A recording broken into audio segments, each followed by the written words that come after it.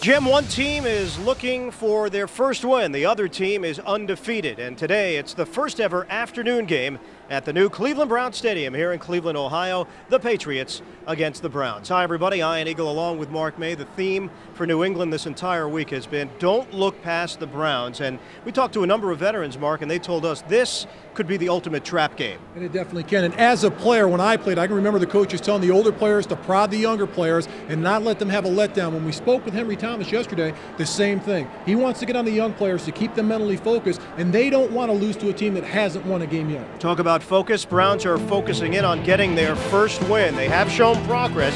They're still looking for that first W. Pats and Browns coming up after this word from your local station, the NFL.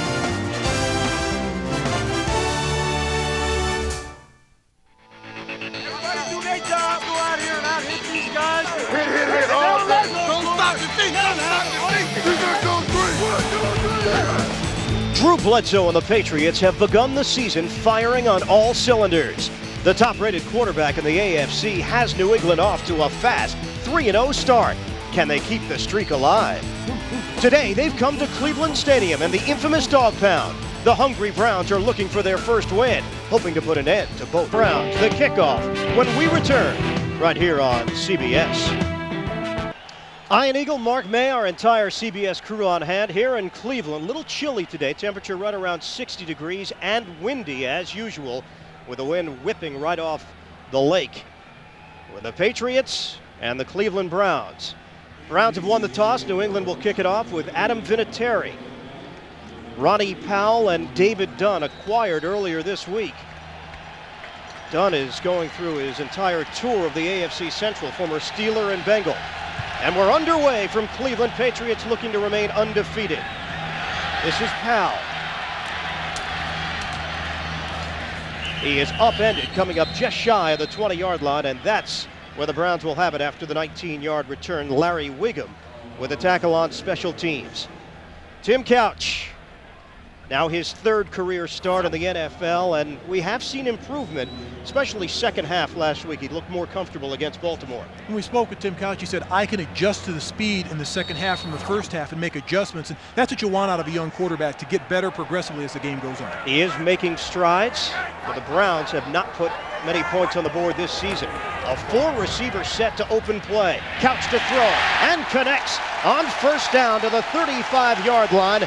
Kevin Johnson with a 16-yard pass play to start off. Cleveland Browns offense, Lomas Brown, Jim Pine, Dave Wallabaugh, the former Patriot, Scott Rayburg getting the start once again at right guard, and Orlando Brown at right tackle. Kirby and Edwards in the backfield. Kevin Johnson starting with Darren Shiverini in for the injured Leslie Shepard as Terry Kirby gets the call and advances the football to the 40-yard line. A pickup of 4. And thus far in the game, I really like the aggressive nature of the Cleveland offense. They come off the first play, throw the ball downfield for a first down. Then the second play, they get 5 yards on first down. That's something this offense hasn't been able to do on first down, is generate positive rushing yardage early. Call it a 2nd and 5. The running game has been spotty through their first 3 games. Browns have scored just 19 points total. Keep it on the ground. Terry Kirby trying to spin his way ahead as he moves to the 42-yard line. It'll be 3rd and short coming up. The New England defense, and they have some big playmakers defensively. McGinnis, the veteran Thomas, Chad Eaton, and Brandon Mitchell on that defensive line. Big loss of Ted Johnson. Could return for week 12, we've been told, so Bruschi, Katzenmoyer, and Slade do the honors at linebacker. Israel, Carter, Malloy, and Law, the secondary, a very talented group, and they're playing well so far in the young season. On a 3rd and 4, Couch out of the shotgun. Stepping up in the pocket, Couch in trouble, and he is sacked. Teddy Bruschi, the first man to get there, back at the 35-yard line, and the Browns are forced to punt. And Teddy Bruschi coming from the outside relentlessly, would not give up on the play. They blitzed from the outside, ran a quick stunt to the outside. Here comes Bruschi at the end. Nice swim move over the tight end Mark Campbell. And that allows him to get to the quarterback, Tim Couch. Teddy Bruschi told us, always had a 4-year plan in mind. He hoped to be a starter in the NFL in his 4th year. This is his 4th year. Gardocki punting it away. Troy Brown from the 13, cutting it back ground, looking for an opening on the outside, and he's caught from behind at the 24-yard line by Lenoy Jones. We'll return New England's first possession when we come back to Cleveland. 3-0 start for New England, and you'd think there wouldn't be many problems through the first 3 games, but the Patriots have had a tough time starting out quickly. They have been slow starters in the first half this season. And just about every offensive player we talked to, Drew Bledsoe included, said we want to hit the ground running. We need to put points up in the first half so we don't have to have a comeback game in the second half. We want to take the lead. 1st and 10, football just shy of the 25. Handoff to Terry Allen, getting his first start as a New England Patriot, and not much room to work with.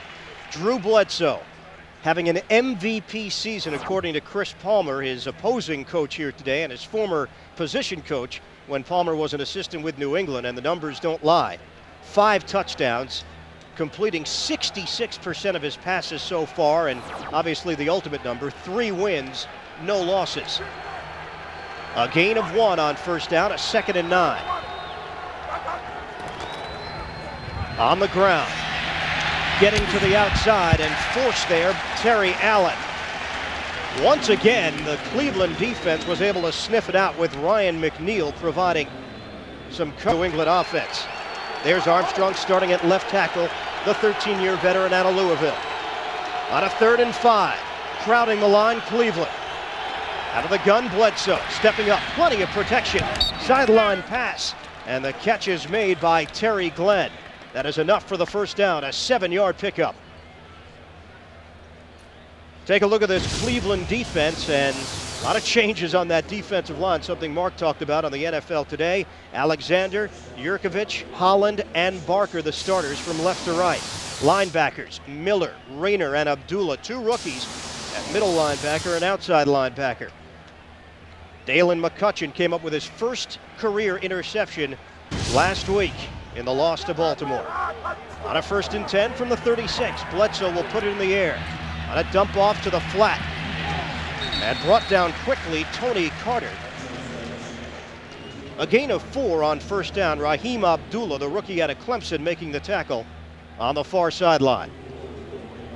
And that's one thing I like about this offense under Drew Bledsoe and offensive coordinator Ernie Zampese. Pete Carroll, the head coach on the sidelines, he's able to spread the wealth out on offense, get it to the tight end, get it to the slot receiver, get it to the wideouts, get it to the fullback. And he feels very comfortable in this offense under Ernie Zampese, the new coordinator, because he's finally got an offense he's in for 2 consecutive years, and that hasn't been the fact for Drew Bledsoe in the past.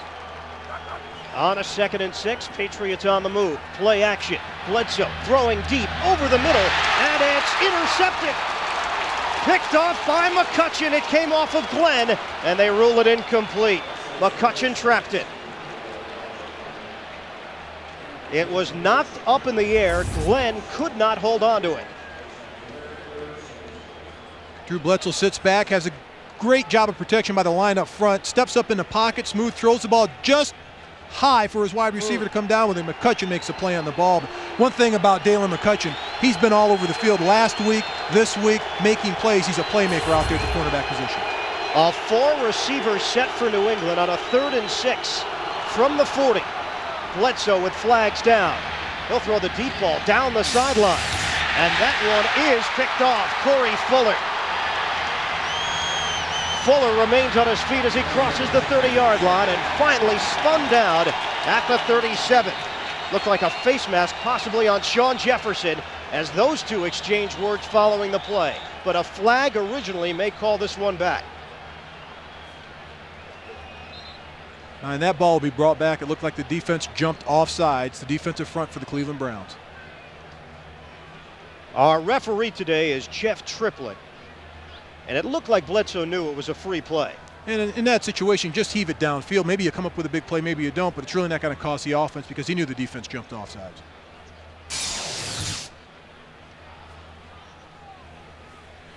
So the offsides and the face mask call, as we talked about. But the play's coming back. The interior line on the outside jumps offside.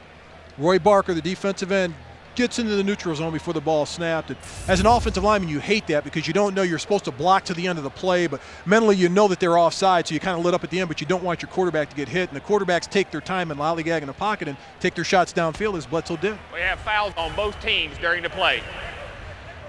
Offside defense, number 98, personal foul, face mask during the return by the intercepting defenders. Those penalties by rule offset. Repeat, third down.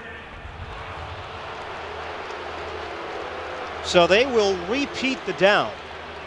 What could have been actually worse for the Cleveland Browns, they were fortunate that a penalty took place on the return. And now Chris Palmer's defense will once again have to try to make a stand here. And basically it just erases what happened in that entire play, and they're back to square one. It's still third down, and New England Patriots need to pick up the first down. Browns may try to catch New England napping a bit with a 3-4 set defensively. That's a new look. Lamont Warren in the backfield along with Bledsoe out of the shotgun. On third down, Bledsoe steps up, throws deep, it's caught. Sean Jefferson. What a great play to get to the football as he got behind the defender for a 31-yard hookup. Outstanding play by wide receiver Sean Jefferson, coming back over his shoulder to catch the ball, but Drew Bledsoe confident in his offensive line. They came with a blitz, he stayed in the pocket, but Sean Jefferson running the deep out pattern, staying with the football, looking back and coming down with a great reception on the sideline. Marquis Smith, the backup safety, was in on the passing situation, and Jefferson took advantage. On a 1st and 10 now from the Cleveland 27. Handoff, Terry Allen. Tried to cut it back inside after initially looking to go outside. And a pickup of maybe one on first down as Jameer Miller, who led the Arizona Cardinals in tackles last season. Miller with 36 tackles now this season. He made the stop. And he's a playmaker. This is his 6th year in the NFL. He's only 25 years old, which is incredible. And he's a heck of a football player for the linebackers for the Cleveland Browns. And the old man of the starting linebackers as well. Quick throw, it's caught by Glenn, trying to create after the catch. Loose football. Terry Glenn coughed up the football and the Browns have it. Ryan McNeil with a recovery.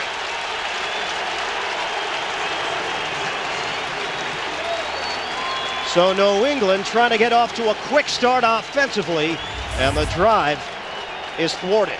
It's a simple pitch and catch. Terry Glenn catches the ball, turns around, tries to make something happen, but the Cleveland defense swarms him, yanking on the football. Pointing it out is cornerback Ryan McNeil, and he comes up with the fumble recovery. Nice job by the defense. So the Browns create the turnover and take over on the offense. Tied them for the worst in the AFC heading into this game. Well, they take advantage of a New England mistake and take over now 1st and 10 at their own 28-yard line. Couch stepping up in the pocket, throwing to the flat. Terry Kirby catches in stride. Kirby's got the first down and then some. At the 45-yard line after a 17-yard play. Now, and that's some of the progression of quarterback Tim Couch. He looked to his right, looked off his wide receivers to the right, came back to the left to Terry Kirby, where there was an opening, separation by the defense, easy pitch and catch for quarterback and running back, but that's a progression step for Tim Couch to look away, give the defense time enough to drop and go back to his primary receiver as running back and Kirby. In the backfield, Kirby and Edwards. On a 1st and 10 from the 45. Handoff, Kirby has an opening. Terry Kirby breaking to the outside and forced out of bounds. At the 28-yard line, a 27-yard scamper for Kirby. Outstanding job by the left side of the line, Lomas Brown. Jim Pine doing an outstanding job staying on the defenders. A hat on a hat. Lomas sets up, turns McGinnis to the inside, has a good hold on him, but Kirby bursts through the hole and then sprints to the outside of the sidelines, makes a big play downfield to play. Lomas Brown, the veteran. He's used to those NFC rivalries, former member of the Lions and Cardinals, now in the AFC. Handoff inside, Terry Kirby. He's brought down by Andy Katzenmoyer, who is back in his home state of Ohio, the former Buckeye standout. You know, we spoke with Lomas Brown a couple of days ago, Mark, and he told us a former teammate of his happened to call him on the telephone. That was Barry Sanders, former Lion. And that was interesting. And Barry Sanders, he asked a ton of questions about Cleveland. What's the situation? How are the coaches? How do they coach? What's the practice facility like? What's the city like? He was almost giving him an inquisition on, I want to find out everything I want to hear about Cleveland because I want to make it, maybe in the future, to make a decision.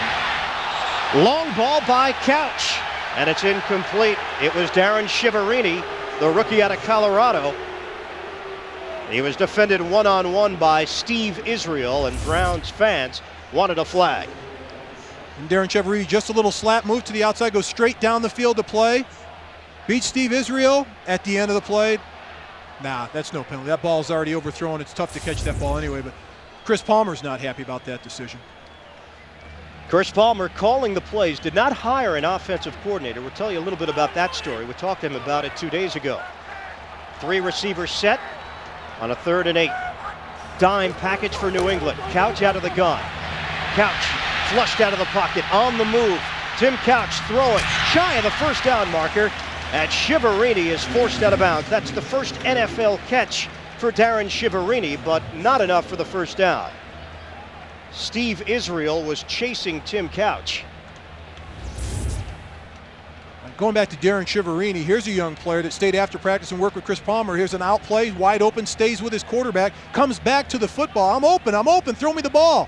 Nice job of coming back for the football, but for a young wide receiver, he's got to know where that first down marker is and try to stay behind the first down marker if he's going to come back to his quarterback. A 38-yard field goal attempt for Phil Dawson. Kicked a 49-yarder last week in the loss to Baltimore. Kick is on the way. It is no good.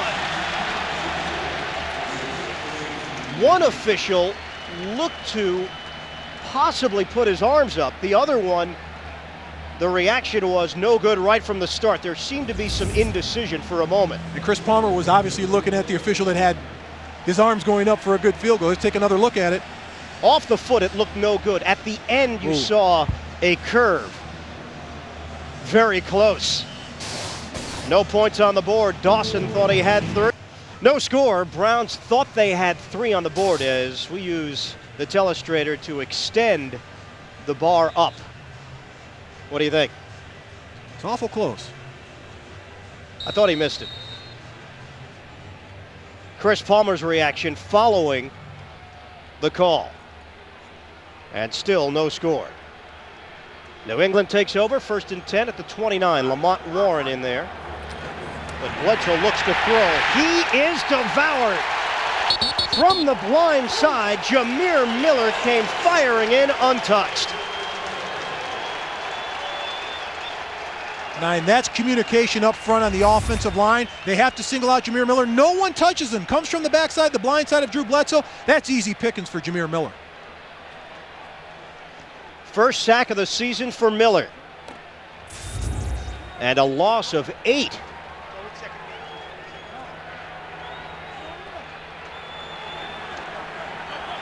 Second and long now for New England. Allen and Floyd in the backfield. Motion man is Floyd. Bledsoe on a draw play. Terry Allen moves ahead to the 25-yard line. Picked up 3 on 2nd down, setting up 3rd and long as Miller was the first man to get to him. And I like the progression that defensive coordinator Bob Slowick of the Cleveland Browns has made. The first week they sat back in vanilla defense. The second week they got a little more aggressive. Last week they came with the blitz, put pressure on quarterback, came over with turnovers. This week they came out with some 34 defense, some 4-3 defense, some 2-down linemen, some blitzes coming off the corner. I like the progression of this defense of the Cleveland Browns. They are mixing it up, and they have been very aggressive. Looking to come at Bledsoe again. Here they come. Bledsoe steps up and fires. Knocked up in the air, and Terry Glenn with another mistake. Corey Fuller had the coverage. And this is the area that we talked yesterday to defensive tackle Henry Thomas about players concentrating, particularly the young players. This is a sleeper game. You can't walk out there, roll your helmets out there because you're undefeated and think you're going to walk over a team that hasn't won a game yet. Terry Glenn has had a fumble. He's had a missed catch of an easy ball that should have been caught. These are the areas where you have to concentrate on teams that are going after you in a football game trying to get their first win. Lee Johnson, the punter for New England, standing at his own 10-yard line. Kevin Johnson, the rookie out of Syracuse, waits at his own 27. flag comes down. It's a high punt, and the play never happens. Looked like they may have run out of time. Delay a game, offense. 5-yard penalty, remains 4th down. So they'll back it up. Pete Carroll, his teams in New England have gotten off to great starts. He is 9-1 in the month of September. One game was in late August as the head coach of the Patriots. In October, 3-5. And the adage in the NFL, they always remember what you do in December. Yeah. No Super Bowl rings are given out in September. Well, the Patriots would have a couple of them. Another punt for Johnson. This one is lower. On the return, staying on his feet, and Kevin Johnson is finally brought down back at the 36-yard line. He lost 2 on the return. Mike Bartram making the tackle, the long snapper for New England. No score, 5:18 left in the first. Browns with a 1st and 10 at their own 36. And off to Terry Kirby, remaining on his feet as he crosses the 35. Got back to the line of scrimmage. Andy Katzenmoyer making the tackle. And this New England defense wants to dare the Cleveland Browns offense to throw the ball. They're going to put 8 men on the box, 1st down, 2nd down, and try to force them to throw the football. They want to put pressure on the young quarterback, Tim Couch. They'll come with blitzes, stunts, as they already have previously, to try to put pressure on the young quarterback. 2 former #1 draft picks in attendance here today with Couch and Drew Bledsoe. The bootleg. Catch made by Kevin Johnson. Johnson down the sideline. Kevin Johnson looking to go the distance. Needs a block. Gets it. Touchdown, Cleveland. 64 yards.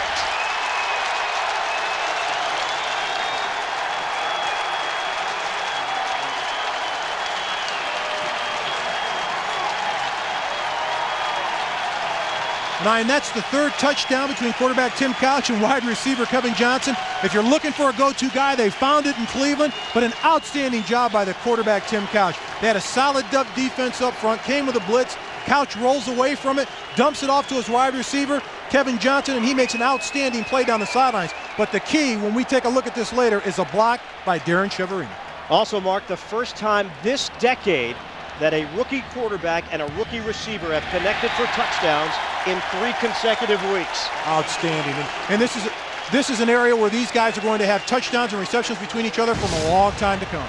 Phil Dawson adds the extra point, and the Cleveland Browns off to the quick start, looking for their first win, 7-0.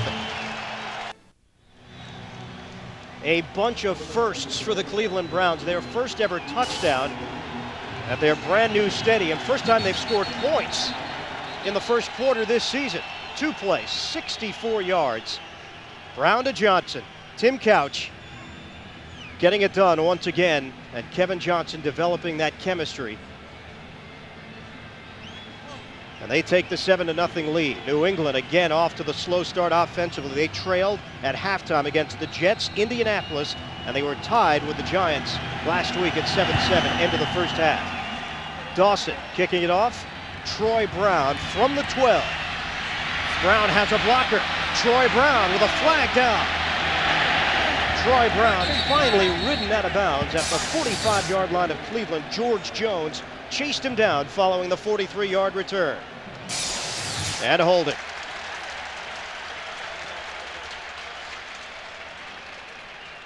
Another New England penalty.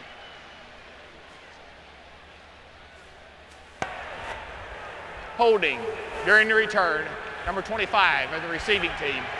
10-yard penalty, 1st down. Larry Wiggum is called for the hold.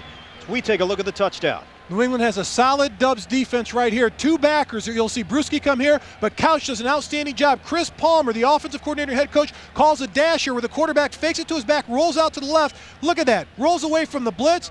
Does a great job of getting the ball downfield. Here's another look at it, but I want you to watch Cheverini up at the top. Number 84. Great catch by Johnson, but down the field, Cheverini right there just knocks the defender out of the way. Lauren Malloy, what an excellent block by 2 rookies. Catching, running, blocking for each other down the field of play.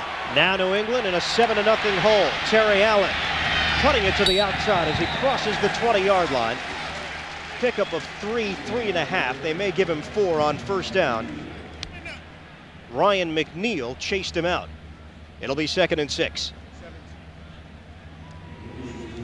The aggressiveness of the Cleveland defense is much different this week than it has been in the past. They've got confidence. They know they're getting better each week. They're making a lot of changes up front, but in the secondary at linebackers, they've come to play, and they're finally settling down in that area. I think they're starting to get a little bit better each week. The trade of Jerry Ball made earlier this week, Jameer Miller told us he didn't know about it till he heard it on the radio in the locker room after practice. Bledsoe on 2nd down, throwing it out of bounds.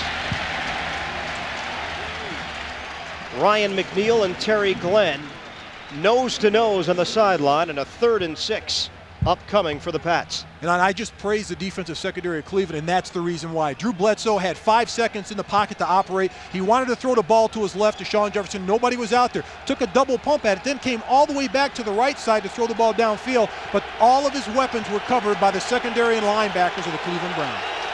A 3-receiver look. Lamont Warren in the backfield. Bledsoe shotgun formation on a 3rd and 6, and penalty flags everywhere.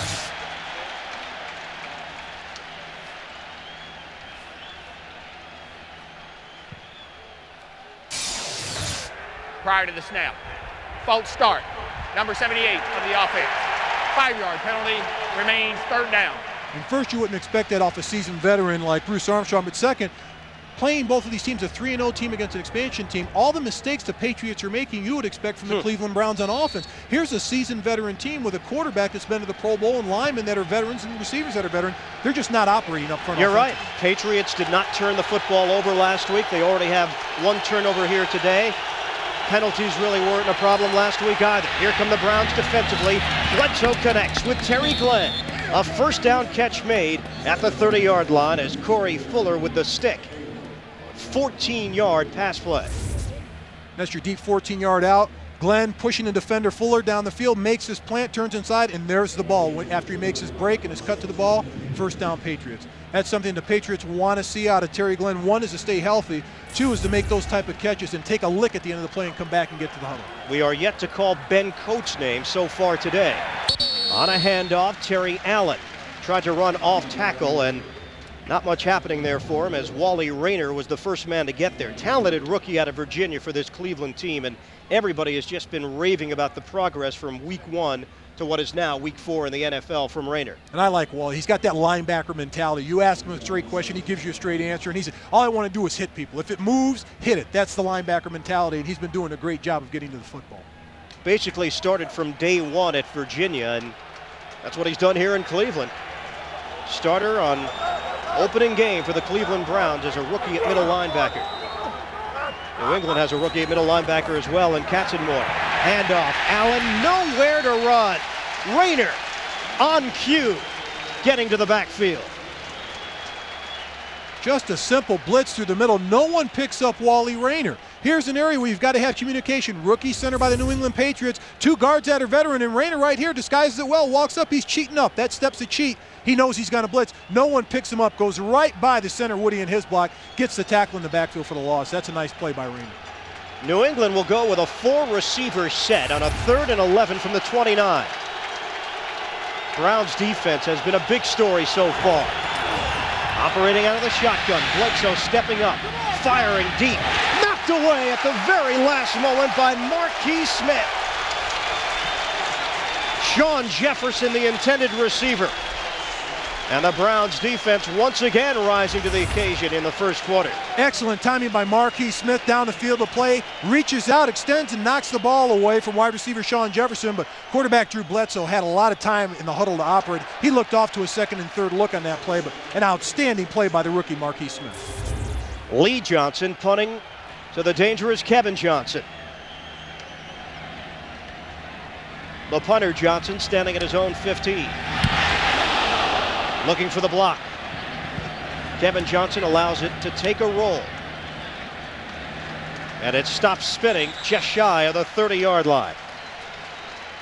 A 42-yard punt, no return. They'll spot the football at the 29-yard line. And a 1st and 10. Browns for the season averaging 134 yards of offense. Just shy of that so far today in the first quarter. Terry Kirby couldn't quite turn the corner as he picked up 3 on first down. Ty Law getting him down low. Injury on the field. Ty Law signed a 7-year, $50 million contract with the Patriots, a $14 million signing bonus. And he's a player that they can't afford to lose. Talking to Pete Carroll, they had a rash of injuries last week on their special teams. And Ty Law, he says, is the best cover man in the AFC, and they can ill afford to lose him on this defense. They're thin in the defensive secondary because of the injury sustained last week. And, here's a player that they've got to have in their secondary. Number 24. Right at the end of the play. A Pro Bowl last year for Ty Law, led the NFL with 9 interceptions. Now in his 5th year out of Michigan. Law remains on the field. We'll step aside and come back to Cleveland after these words. Ty Law now sitting up, trying to gather himself with his team trailing 7-0, and it was a Terry Kirby run where Law just might have got caught on the bottom. He's on the bottom of the pile, makes a tackle. Looks like he got kneed in the stomach area and may have had the wind knocked out of him, but he's sitting up. Looks like they're trying to get him to his feet, and good to see him walking off the field. So Ty Law able to walk off the field on his own power. Right now, we'll get an NFL Today report as we head to New York and Jim Nantz. All right, Ian. Jacksonville has never won at Pittsburgh, and for that matter, Brunell has never played well at Three Rivers. But watch this. Second quarter, Brunell to the corner of the end zone to McCardell, and the Jags strike first. And let's go back to Ian and Mark. Jim, thank you very much. Cleveland has struck first here with a 7-0 lead, 1:34 to play in the first quarter. Ty Law, part of that very talented secondary for the New England Patriots, along with lethal hitter Lawyer Malloy, Chris Carter in his first year as a starter, and Steve Israel, who has remained healthy. That's the best sign of all for him. He always knew he had the ability. On a second down, Couch over the middle, connects, lost the football at the end, and they'll rule it incomplete. Would have been a 13-yard gain for Darren Shiverini. And I like what quarterback Tim Couch is doing at this moment. He's stepping up in the pocket. He's believing in his offensive line. He gets great protection, steps up, delivers the ball exactly where it needs to be, but Darren Shiverini just can't hold on to the football. Good execution by the offense, the offensive line, wide receivers. This is the progression that head coach Chris Palmer was telling you about. He likes to see that every week we're taking another step with Tim Couch. A 3rd and 7. Just over a minute to play here in the first quarter. Couch stepping up, forced to run. Tried that little juke move at the end. It wasn't going to work as Tony George, who was in on the passing situation, made the tackle, and the Browns will punt. It's one thing that a young quarterback will learn in this league in a hurry, Tim Couch, is you're not as fast as those defensive backs. They get paid to be pretty speedy out there. They're 4.2 guys, and you may be a 4.8 guy, but you're not going to outrun those guys. Chris Gardaki's first punt, 53 yards. Troy Brown had a long return that was brought back because of a penalty. Gardaki standing at his own 20. Brown at the 15. End over end, Brown moves up to catch it cleanly at the 20. Trying to split 2 defenders and nothing doing. Tarek Salah making the tackle on special teams after the 47-yard punt. And a 7-yard return for Brown. New England Patriots trailing 7-0 with 23 seconds to play in the first. Looking to throw, Bledsoe on first down, little out pattern, and a pass and a catch, Terry Glenn. An 11-yard hookup and a first down, they'll move the chains. And they've run that out pattern 3 or 4 times today and have pretty good success between Bledsoe and Glenn. I want to know when they're going to get Ben Coates involved with this offense, the big all-pro tight end. He's going against a rookie across him half of the game. This is where he should be able to take advantage and look for matchups, and that's a matchup Drew Bledsoe's going to look for in this game. Coates was not even on the field for that play. Rod Rutledge was in at tight end, so we don't know if there's some kind of injury or some other storyline developing with Ben Coates. Either way, it's the end of the first quarter with a score, Cleveland 7, New England nothing. Second quarter action is coming up from Cleveland, Ohio. We'll return. Cleveland with a 7-0 lead on New England as we start play in the second quarter. Patriots with Bledsoe leading the way. Deep ball thrown and a catch made by Terry Glenn. Now that Bledsoe to Glenn combination doing some damage. They get it into Cleveland territory for a 25-yard hookup. And the line of scrimmage will be the 36. And Terry Glenn's wide open. Dalen McCutcheon is 10 yards off the line of scrimmage. He makes a break, goes inside, looking for help in his own defense. The defensive zone is too deep, and Terry Glenn finds a hole where there's no one around him. And Ben Coates has returned to the lineup for New England. We'll see if he's involved on this series of downs. Glenn just keeps working that sideline to perfection. And it's easy for him out there. They've got to get on the line of scrimmage and get in his face. Lamont Warren in the backfield. Rutledge the motion man. Bledsoe, quick throw. Catch made. The spin move didn't work for Glenn. McCutcheon was all over that, or it could have been 6. 7-yard pass play. Seems the quarterback, Drew Bledsoe, is only going towards his wide receiver, Terry Glenn. He's not going anyplace else. He's not looking off. Takes the snap, goes back, and looks directly at his wide receiver, Terry Glenn, and they've had success with it. And Ben Coates coming out of the game once again. 6 catches for Glenn, 69 yards. Ben Coates has not been involved here in the first half so far. On a 2nd and 3 from the 29. Allen now in the backfield with Carter. Carter the lead blocker, but Terry Allen couldn't squeeze through the hole. Wally Rayner, first man to get there. A host of tacklers joined in. It'll be 3rd and short. And this New England team has had a problem running the football this year. If you look back in the past, they had Curtis Martin, a 1,000-yard rusher. Then they lose Curtis Martin. They bring in Robert Edwards as a draft pick. He gets over 1,000 yards and gets hurt at the Pro Bowl. And now they thought they had that rusher in Kevin Falk, and he's injured now. And they signed Terry Allen late this year. But you've got to be a good running football team to succeed in the NFL. It's a long season. You've got to be able to pound the ball and pick up tough yardage. And they thought they'd have that in Terry Allen, but the guys up front have to do a better job. And the question with Allen has been health as well. He's got 2 rebuilt knees. On a 3rd and 2, Bledsoe in trouble, and he is sacked. Hervin McCormick, the former Cowboy. Second sack of the season for him. And Hervin McCormick, no one blocked him, 1, and 2, Drew Bledsoe looked right at him. Look at his head. He's looking to the right. He sees that brown jersey in front of him and turns and tries to make a play. There's no way he's going to get away from Hervin McCormick going unscathed to the quarterback. Drew Bledsoe takes his sack. He saw the rusher coming. It's time to get rid of the football. Nobody blocked him. So McCormick with a sack. Jameer Miller had one earlier. 2 for the Cleveland Browns defense. And they're going for it. On a 4th and 8, Bledsoe shotgun throwing into traffic. And it's complete. Big catch made by Troy Brown. He's usually the 3rd down receiver. This time he's doing it on 4th down. And that's cold ice in your veins as a quarterback. 4th down in this situation, standing tall in the pocket, feeling the pressure. That's confidence in your offense. Snap was a little to the outside. He hauls it in with one hand, looks downfield. His wide receiver is wide open in Troy Brown and delivers the ball for the 1st down. That's confidence in your offensive line and wide receiver. They needed 8. They got 11.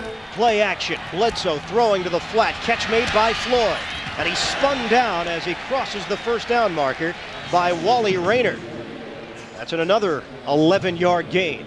And now the Patriots are moving the chains with ease. Not only that, the offense. Drew Bledsoe just looks so calm in the huddle. It's almost like a 7-on-7 practice drill for him. Drifts back, drops the ball off to the right, throws it downfield. Comfort. We talked to him about being comfortable. He said it's pretty simple. He's got all his weapons healthy. That's the difference.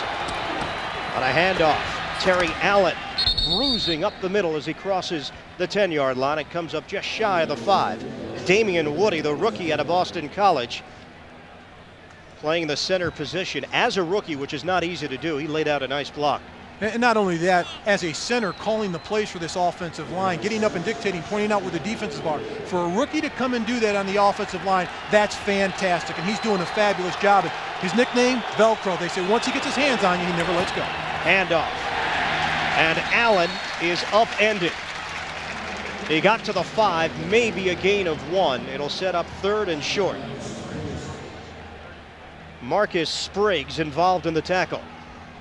Now, you keep bringing these defensive linemen to names out with all the changes last week. We're seeing second and third team guys in there. And Chris Palmer said he's going to keep rotating guys. He's going to keep them fresh until he finds the right combination. And if that doesn't work, we're going to keep rotating them anyway. Bledsoe is 4 for 4 on this drive. 54 yards. He faces a 3rd and 3. Made a big pass on 4th down to keep this drive alive. Bledsoe back, throwing, knocked down. He was looking for Coates, and Corey Fuller was able to deflect it. Outstanding play by Fuller in the red area, throwing the ball in the end zone. And Drew Bledsoe's upset on that. He thought there should have been a penalty called on that play, but that was an outstanding job by Fuller. Looks to his tight end. You're always going to go to your security blanket right there. He was over in front of him, but it doesn't look like he was touching him, but that's a nice play by the defense. But Colts pushed off a little bit too there. Just before he turned to try to catch the ball, the officials are letting him play. So Adam Vinatieri on for the field goal of 23 yards. He is perfect this season. 7 of 7 field goal attempts, 8 of 8 point afters. And he handles pressure very well, as we know. He's been involved in all 3 of the Patriots' victories, 2 game-winning kicks, and 1 field goal that was the difference last week. And this one is good.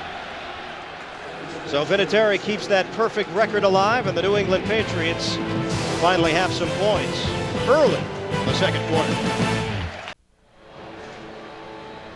Cleveland Browns came in averaging just over 6 points per game. They already have 7 here today with that first quarter touchdown, Couch to Johnson, and they lead the Patriots 7-3. Still a lot of time left here in the second quarter. And this is a team that they're thirsty for a win. The best thing for the Cleveland Browns is to beat an undefeated team at home, and really their daytime home opener. They had a night game here to start the season, but this is the first afternoon game for us at CBS in the stadium, and what a great stadium it is. I mean, it's fantastic. Beautiful facility. 75,000 or so on hand, 148 luxury suites, 8,600 club seats. The sound system here, 640 speakers here at the new Cleveland Browns Stadium. That would look good in your den. Oh, in my car. Kick by Vinatieri. David Dunn trying to find a lane, but New England was ready as Dunn is brought down just short of the 30-yard line. A 23-yard return. Marty Moore on the tackle. But the Browns in front, 7-3 in the second.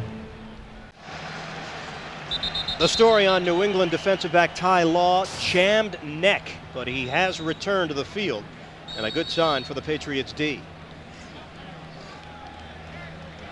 7-3, Cleveland in front with 10:21 to play in the second quarter. Kirby in the backfield. He'll get the call. Kirby moving to the 30-yard line, a gain of 1. Andy Katzenmoyer with the tackle. Katzenmoyer, as we talked about earlier, returning to his home state. He's from Westerville, Ohio. Really is more of a suburb of Cincinnati. His whole family grew up Cincinnati Bengals fans, not Cleveland Browns fans. Katzenmoyer was expected to battle Teddy Bruschi for the weak linebacker spot on the team, but once Ted Johnson went down, he emerged as the middle linebacker. Kirby getting across the 35-yard line, 7-yard gain, shy of the first down. It'll be 3rd and about 2 as Mark Edwards, the fullback, laid out a block. Did a pretty job on the left side of the line. Lomas Brown, Jim Pine again. When Cleveland has success running the ball, they run to their offensive left side of the line. They've got experience over there. Big Hoss to the left do a great job, but that experience of Lomas Brown, he's blocked from some pretty good backs in the past. Barry Sanders, one of them. Browns only 18% this season on 3rd down conversions. They are 0 for 3 today, and this is a 3rd and 2. Here come the Patriots on the rush. Couch standing tall in the pocket and connects. Kevin Johnson, a first down catch made at the 44-yard line. Ty Law with the coverage on the sideline. Kevin Johnson comes up with a big grab, but under duress. Quarterback Tim Couch standing big in the huddle, and when he has to have a play, particularly a first down or big play, he goes to Johnson, and right here they play him soft. Ty Law's covering him, he plays him soft. Johnson does a great job at the end of the play of coming down with the football, knows he's going to get hit, but Tim Couch knows he's going to get nailed right there, but steps up and completes the pass for the first down. New set of downs for the Browns to work with. This is a 1st and 10 from the 44. Back to pass, Couch. Throw it. Good grab made by Johnson. Right at the first down marker, Johnson had to climb that invisible ladder, went up high to get it. And it's almost like, take that, Drew Bledsoe and Terry Glenn. You guys can do it, we can do it also. We may be rookies, but we can get the job done. Also, Lawyer Malloy, the strong safety of the Patriots, told us Kevin Johnson, if he's smart, will not come over the middle here today. And he took his chance right there coming over the middle, but Lawyer Malloy, he's a big-time hitter, and he owns the middle of the football field on the defensive side of the ball for the New England Patriots. You know, one thing about Lawyer Malloy, he came in for our meetings, he was staring at your Super Bowl ring, which is a good sign. That means that he wants to get to that level. And he sat there and told us when we spoke with him, he said, hey, my first year, my rookie year, we went to the Super Bowl. We lost it, and I thought it was easy because I thought we'd go back again, and now he's realizing it takes a long time. I was fortunate my second and third year we went to Super Bowls. I thought, hey, this is an old hat, we're going to do it all the time, but it took us another 5 years to get back, and mentally as a player, you don't realize it until you haven't been back for a few years. How lucky you have to be, how hard you have to work, and the injuries that are sustained in the NFL, plus you have to play with it. You let him hold it. I didn't know if he was going to give it back. Oh, he's smaller than I am. Even today, I was getting it back one way or another. They came up just shy of the first down, so let's call it second down. It's less than a yard. On a pitch. Now reversal. And a huge loss. Willie McGinnis sniffed it out. Ronnie Powell on the reversal.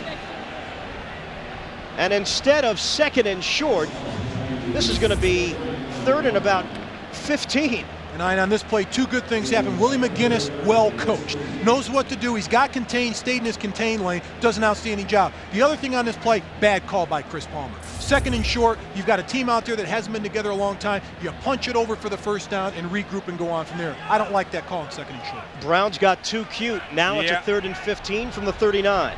Shepard in as the third receiver dealing with a hamstring problem. Stepping up in the pocket. Couch throwing underneath the coverage. And Terry Kirby is very fortunate that that ball was not picked off. Made a one-armed attempt and a flag on the field. And Orlando Brown's upset on the call. Holding, number 77, the offense. The penalty is declined. Fourth down. So the man called Zeus called for the hold, but really irrelevant. That's why I shouldn't be upset. As an offensive lineman, if you know it's third and long and you get called and it's incomplete, don't worry about it. You're not going to take the penalty. Doesn't count in the numbers. Doesn't count. You're not going to see that during the Monday tape session. No, not at all. And the coach won't even bring it up because it declined. So fourth down for the Browns. Chris Gardocki on to punt it away for Cleveland. Troy Brown is deep. Brown standing at his own 15, moves up to catch at the 21. Brown with a shake and bake move. Tried to find the sideline, and he took a hit. 3-yard return following the 40-yard punt. Marquis Smith combining with Mark Edwards to make the tackle on special teams. 7-3 Browns. The New England Patriots looking to start the season 4-0 for the second time in the last 3 years, but their 3 wins have come by a combined 7-point margin. They are 3-0, but a lot of the players have not been happy with the way the team has performed so far. They wanted to come out and make a statement against Cleveland. They are yet to do so. Lamont Warren in the backfield, Bledsoe throwing, releasing out of the backfield. Tony Carter, he could not catch it cleanly. Incomplete. And that's a play that's an easy dump off for the quarterback. Get yourself 5 yards and regroup from there. But this team has to start hitting on all cylinders. They've had problems this year scoring early in the games. They've been a comeback type of team in the second half, and they can't continue to do that. Pete Carroll, the head coach, said, hey, we've emphasized on getting a quick start, particularly this week. Every player said the same thing. They just haven't been able to do it offensively, moving the football down the field and putting points on the board. You mentioned comeback. Drew Bledsoe has become that next great comeback quarterback in the mold of a John Elway or a Dan Marino. Those fourth quarter comebacks are becoming legendary. Flags come flying down before the play even gets off. Darius Holland, the left tackle for Cleveland, may have jumped off early, or was he coaxed into it? He was matched up with Damian Woody, number 65, the center. Encroachment. Defense. Nose tackle. 5 yards. Still second down. And that is Darius Holland, the fifth-year veteran out of Colorado. And he's a big nose tackle to jump off sides. Right there, going off sides, making the swim move, or the attempted swim move over Damian Woody, the rookie center. And that's a situation where I just don't I'm an offensive, I just don't understand defensive guys. You're right above the ball. You don't move until the ball snapped. So how do you jump off sides? Browns have the fewest penalties in the NFL this season, only 8 entering action today. Bledsoe, plenty of protection. There's the sideline that he loves to work with Terry Glenn. And a first down catch made across the 40-yard line. 13-yard pass play. That's an almost unstoppable play from quarterback Drew Bledsoe and Terry Glenn. He's going against the rookie Dalen McCutcheon. A more experienced cornerback's going to jump this route. Deion Sanders would jump this route because he's been hit with it so many times, but Dalen McCutcheon's a rookie, and Terry Glenn's just taking him to school on that 7-yard out. I mean, it's tough to stop with him. He goes down, makes his plant, goes to the outside. That's his 7th catch, 82 yards. On a handoff, Lamont Warren getting ahead to the 45-yard line. Gain 2 on first down. Corey Fuller, who has been switching off, playing some corner and playing some safety, along with Roy Barker making that tackle. And that is the versatility of a Corey Fuller.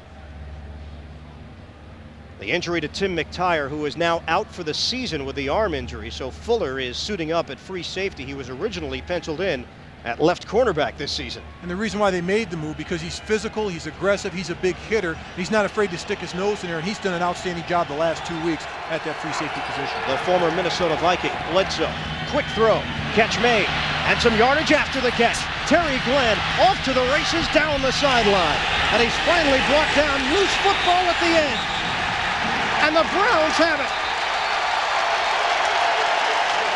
Corey Fuller knocked it out. Ryan McNeil recovered it for the 2nd recovery of the day. And that's just plain and simple hustling on the football, going down and making a play. Hey, you're beat on the play. What do we do next? We get to the wide receiver running down the field and make something happen. Strip the ball out of his hands. Nice play by the defense. Very smart play. I think the officials are going to talk this one over. Was he down?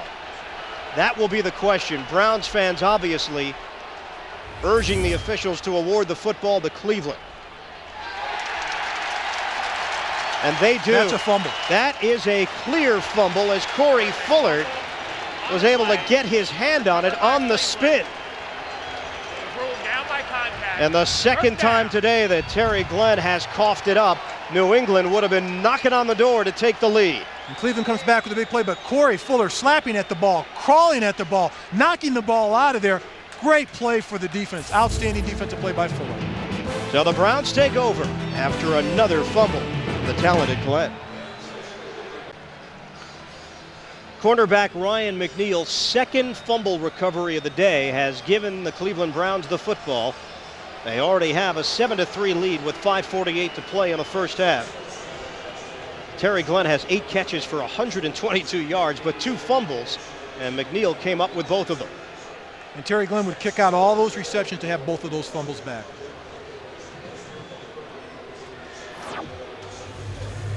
Turnover ratio for the season, New England came in as one of the best in the NFL with a +5. But today, Terry Glenn has coughed it up twice. They are -2. Now we are being told that this play will be reviewed. Seemed fairly clear. He wasn't even close to being down. You're absolutely right. That wasn't even close. So Jeff Triplett, the referee, will take a look at the video. It has been challenged by the New England coaching staff. And they will lose a timeout once Triplett sees the play.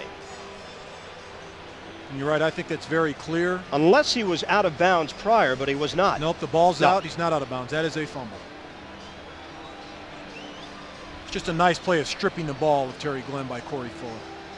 He just grabbed the arm. Yeah, was going for the strip and just did a good job of pulling his arm away from the football. And then actually got it on the way down. He made that initial contact, which forced Glenn to just carry it with the one hand. And then just as Fuller was falling down to the turf, he was able to knock the ball free. Now, and the bottom line is concentration. If you're carrying the football, you concentrate on holding the football, holding it tight, not turning the ball over. And that's up to Terry Glenn. Running freely down the field, he should know better. He's not a rookie anymore to hold on to the football. Also, I'm sure Glenn was thinking touchdown the whole way, and then The last thing on his mind is, hey, there's a chance I could lose this football if I don't protect it. Absolutely, but as a professional, you've already coughed the ball up once. You're right. The first thing on the sidelines, your wide receiver coach says, don't lose the football. Concentrate on holding it, and he didn't hold on to the ball.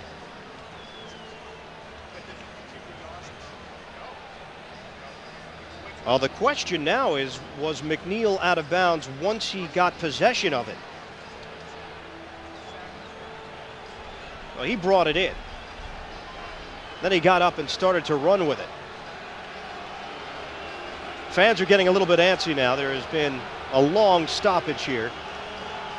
And if they're antsy now, wait till when the weather gets cold and that wind comes off the lake. We were talking to Lomas Brown about that.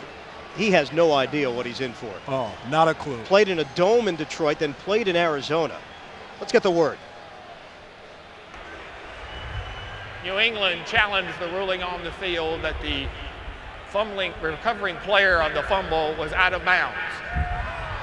That is incorrect. The ball was recovered by Cleveland inbounds. New England is charged a timeout. Well, there you have it. Pete Carroll.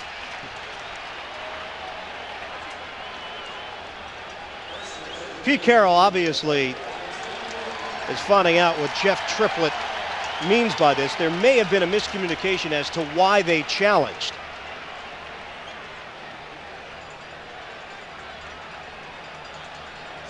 You see that left hand of his. He's out of bounds right there. The left hand is out of bounds.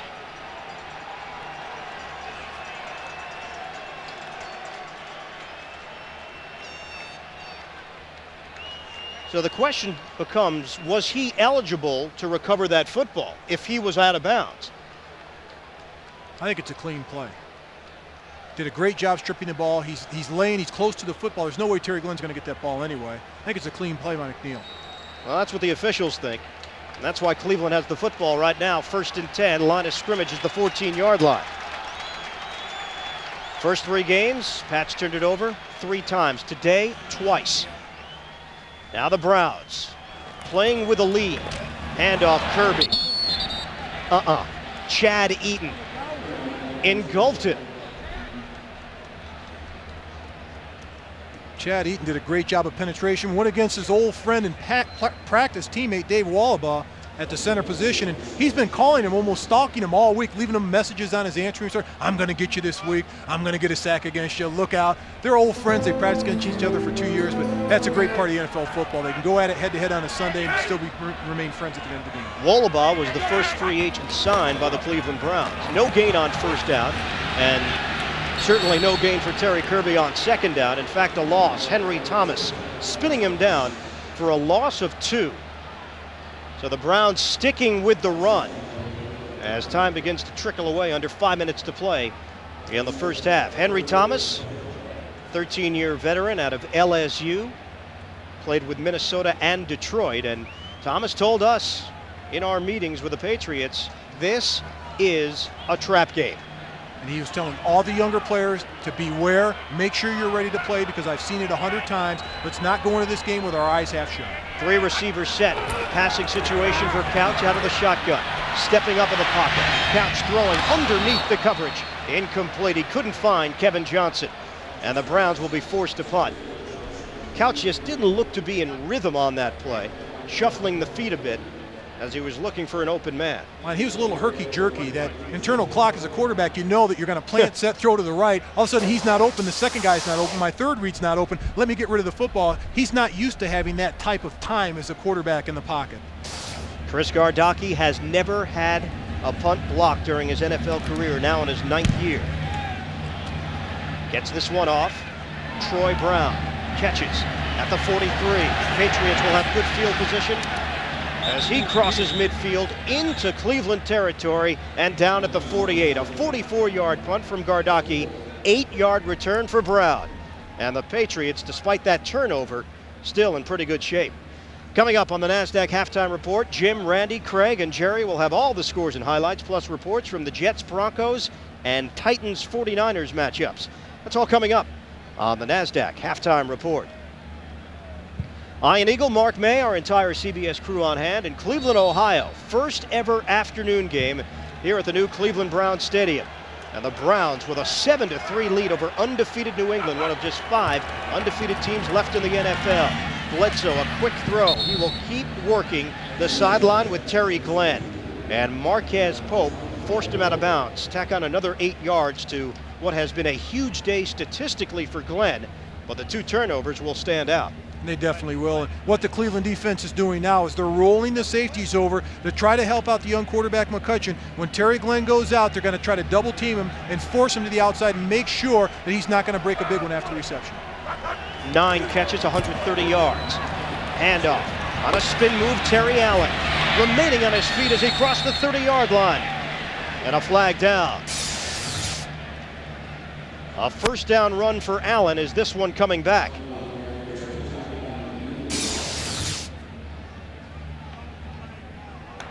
There is no foul for a face mask penalty on the play as the runner was tackled by the shoulder pad. First down.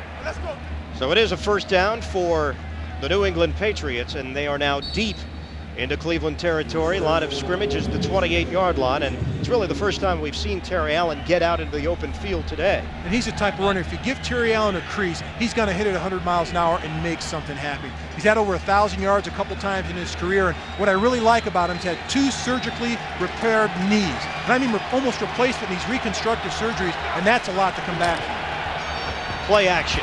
Bledsoe in trouble. Bledsoe trying to spin his way out. Jameer Miller was the first man to get there. And a huge loss on the play.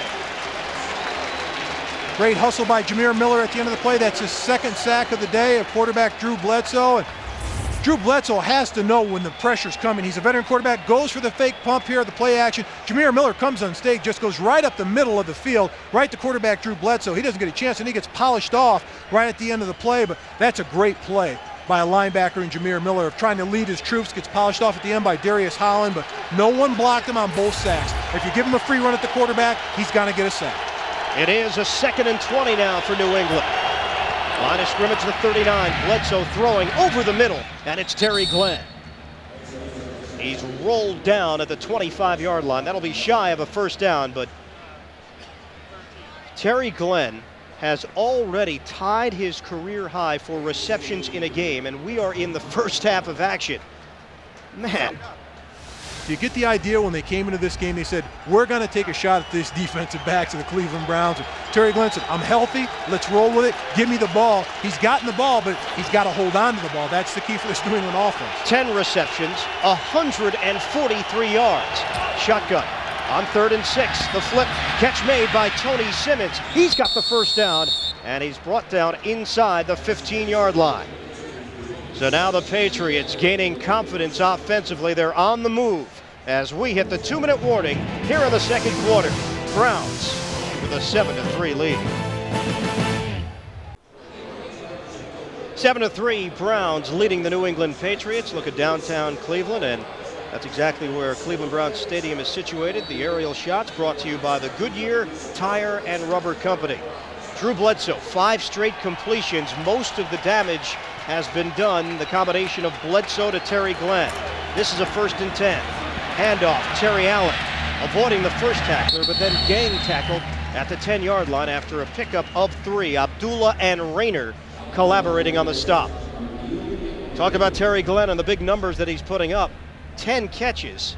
After that, it's been fairly even. 1 catch for the rest of the receivers involved. Now you talk about spreading the wealth. That's 6 different receivers with touches on the football, but I think he's got a lot more wealth invested in Terry Glenn. 10 of those catches to Terry Glenn. That's an outstanding job. But the defense of Cleveland, they know this. They're going to make sure Terry Glenn's double teamed, and they don't want him to burn him anymore this first half. Absent from that list, Ben Coates.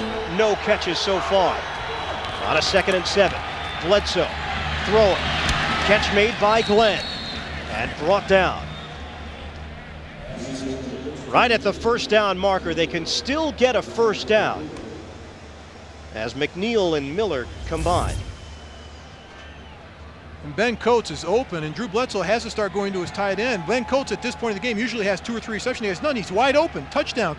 New England Patriots, they get him the football, but he's going towards Terry Glenn. They've got a connection today of getting him the ball. He's finding a way to get open. Even though Cleveland's starting to double team him now with 2 defenders, he's still making receptions. And New England will take a timeout. Stopping the clock with 42 seconds to play here in the first half. And coming up on the NASDAQ Halftime Report, Jim, Craig, Randy, and Jerry will have all the scores and highlights, plus reports from the Jets, Broncos, and Titans 49ers games coming up here on CBS. Make sure you stay tuned for the NASDAQ Halftime Report. You know, we talked to Drew Bledsoe about the struggles that a rookie quarterback has in the NFL, let alone the struggles that a #1 draft pick QB has in the NFL. He can certainly relate to what Tim Couch has gone through. And absolutely. He said there's been more failures than success stories of young quarterbacks in the NFL having to start as a rookie. And he says, if you go back, there really wasn't a quarterback except one guy in my mind that stands out that had a great year as a rookie as a quarterback, and that's Dan Marino. You know, I think Bledsoe is finally getting that recognition around the NFL. He is either on that elite level of quarterbacks or just below it, and may need one more run to a Super Bowl to be considered among the greats in the National Football League. Numbers look like this today. Couch, the 6 of 10, most of the damage done of that 118 yards on that one play to Kevin Johnson. Bledsoe has been very good, but the Patriots really don't have much to show for it because of the 2 fumbles from Terry Glenn. And they don't, Ian. And here's the situation back in the old stadium at Cleveland that the dog pound would take over and they throw those bones around and go crazy, and they're at the other end of the field, but at least the Cleveland fans would get behind their team in this situation. This is a big play for the defense. If they can hold them on 3rd and less than 1, that's big. If they've got to kick the field goal, they go in at halftime with the lead. So this is a big play for the Cleveland defense.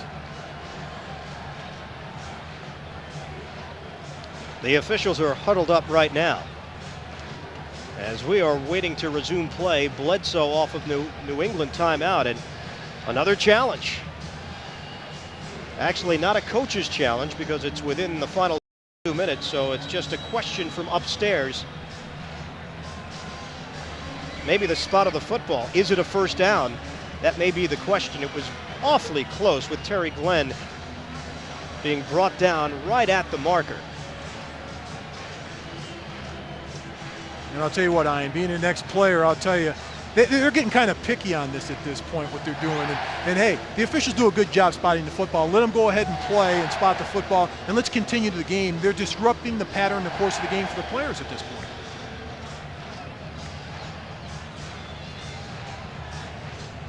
That's got to be why they're looking at this for the spot, because nothing else on that play stood out that was questionable.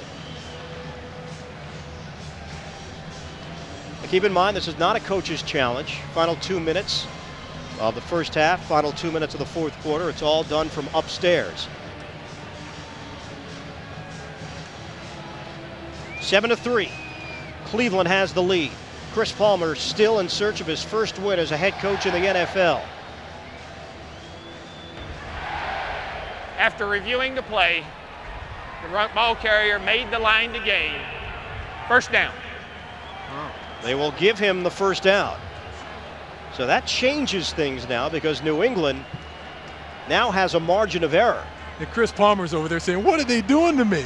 We made a great play on defense to stop them, and all of a sudden instant replay comes involved, and they got a first down inside the 5.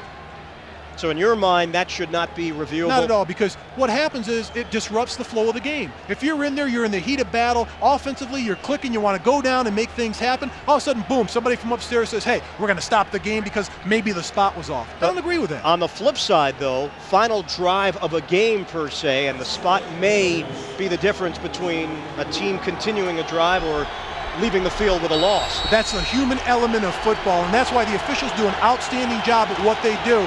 This should be used as a tool, not a cure-all. Instant replay is a tool. 8th play of the drive, a 3 tight end set for New England. I don't know if we're ever going to see this play. And this is exactly what I was talking about. Disrupts the continuity of play. And the officials having a meeting. The 4 of them huddling up.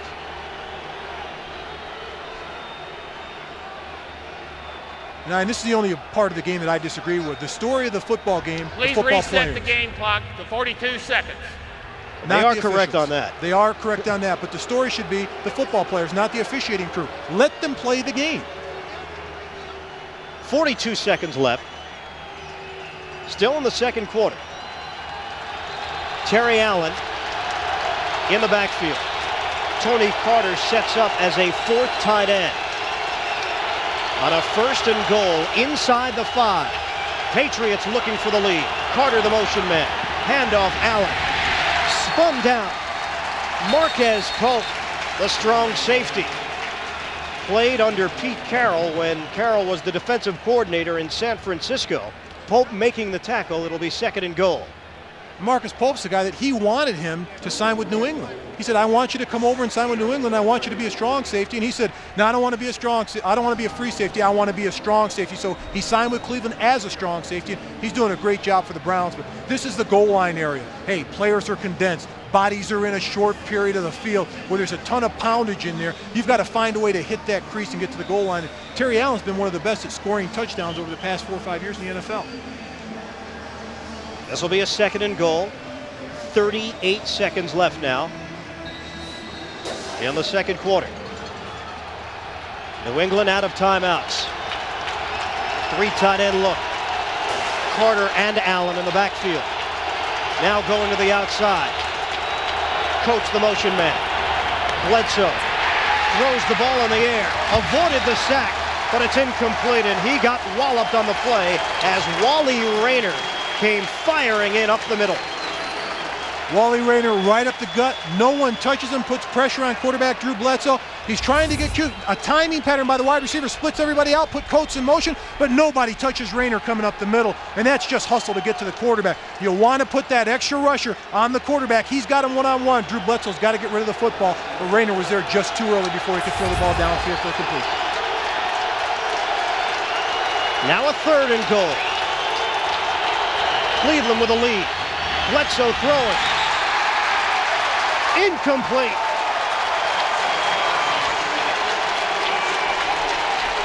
Ball was deflected as Bledsoe was looking for the end zone. And the Browns defense has held. Nice play by Lenoy Jones, the linebacker. He's searching out the running back right there, going across the middle. Number 22, Terry Allen, the ball is thrown, but Lenoy Jones makes an outstanding play on the ball. Had an interception last week against the Baltimore Ravens. Great in pass coverage, goes across the top with his left hand and deflects the ball away from running back Terry Allen. Patriots will try to cut into the Cleveland lead. A 21-yard field goal attempt. Flags come down. Adam Vinatieri bangs it through.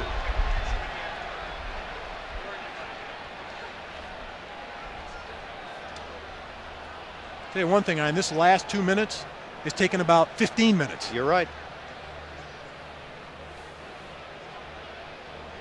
Penalty was against the Browns.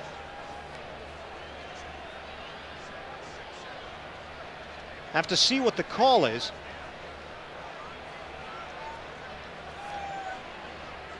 Patriots want an automatic 1st down. 12 men on the defense. That penalty is declined. The point is good.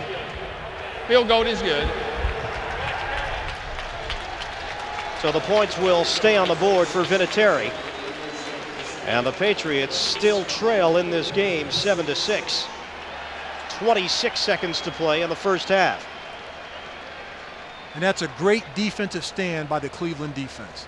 When you look at Chris Palmer and this team, they can go into halftime with a moral victory, say, hey, we stopped their offense, we can put points on the board. You know, he's getting a hug from McNeil right there. They know that they can stop this offense for the New England Patriots, and they just proved to themselves that they can play as a team defensively. That's a heck of a stand for this defense before halftime. They've got the momentum now. Something last week also, Mark, we were in Baltimore for the Browns-Ravens matchup. The defensive line finally got pressure on the quarterback. That's something they didn't do against Pittsburgh or Tennessee in the first 2 games of the season, and it's carried over here today. It definitely has, and with the trade of Jerry Ball out of there, they've really mixed and matched their defense and moved them around. And defensive coordinator Bob Slowick's done an outstanding job of bringing the linebackers. Blitzen Rayner up the middle, Jameer Miller from the outside, 2 sacks today. They haven't had pressure like this. They got better last week, but pressure like this is the first time this defense has tasted success against a pretty good football team. But this has been a very disheartening trend for the New England Patriots. Their first halves have left something to be desired. fired. They trailed the Jets 16-10 in the opener, trailed Indianapolis 28-7 at halftime, and they were tied with the Giants last week 7-7. The plus side, second half they've come through in each game. Vinatieri kicking it off, and David Dunn, the return man. Dunn is brought down from behind at the 34-yard line by Vernon Crawford. At 7-6, a cloudy day in Cleveland. Browns with a lead on New England and just 21 ticks of the clock left in the second quarter. Three-receiver look for the Browns to wrap up play in the first half. Couch in the pocket, little dump off for Terry Kirby. Tackled down at the 40-yard line after a pickup of 5. Andy Katzenmoyer making the stop. Clock continues to move, and that will do it for the first half of action. The team that is winless entering action today is leading the club that is undefeated. End of the first half here in Cleveland. And the Browns lead the Patriots 7-6. NASDAQ halftime report is coming up next on CBS. CBS Sports presentation of the NASDAQ Halftime Report is sponsored by the NASDAQ Stock Market. Hi, everybody. Jim Nance with you on the NASDAQ Halftime Report from our studios here in New York. And the Brownies with their first lead now in franchise history. What a play it was. Beautiful blocking as well. And they lead 7-6 at halftime. Craig James, Randy Cross, and the coach, Jerry Glanville. I was talking about the Patriots maybe being a little flat today. You think that's been the case, Randy? Well, I think what the case has been is a nice defensive effort by Jameer Miller and the rest of that defense really getting after Drew Bledsoe. Forget about the stats. Bledsoe and Glenn's stats look wonderful. No touchdowns. They held them to 2 field goals inside the red zone. Great effort by the D so far. All right, let's check the action elsewhere in the NFL today, and they're about to start the second half in Pittsburgh. Jags lead, and boy, were they fired up before the game, going into Three Rivers. Check your humanity at the door. Let's get after some Leave people. the wife and kids at home. Let's go, baby. You got it.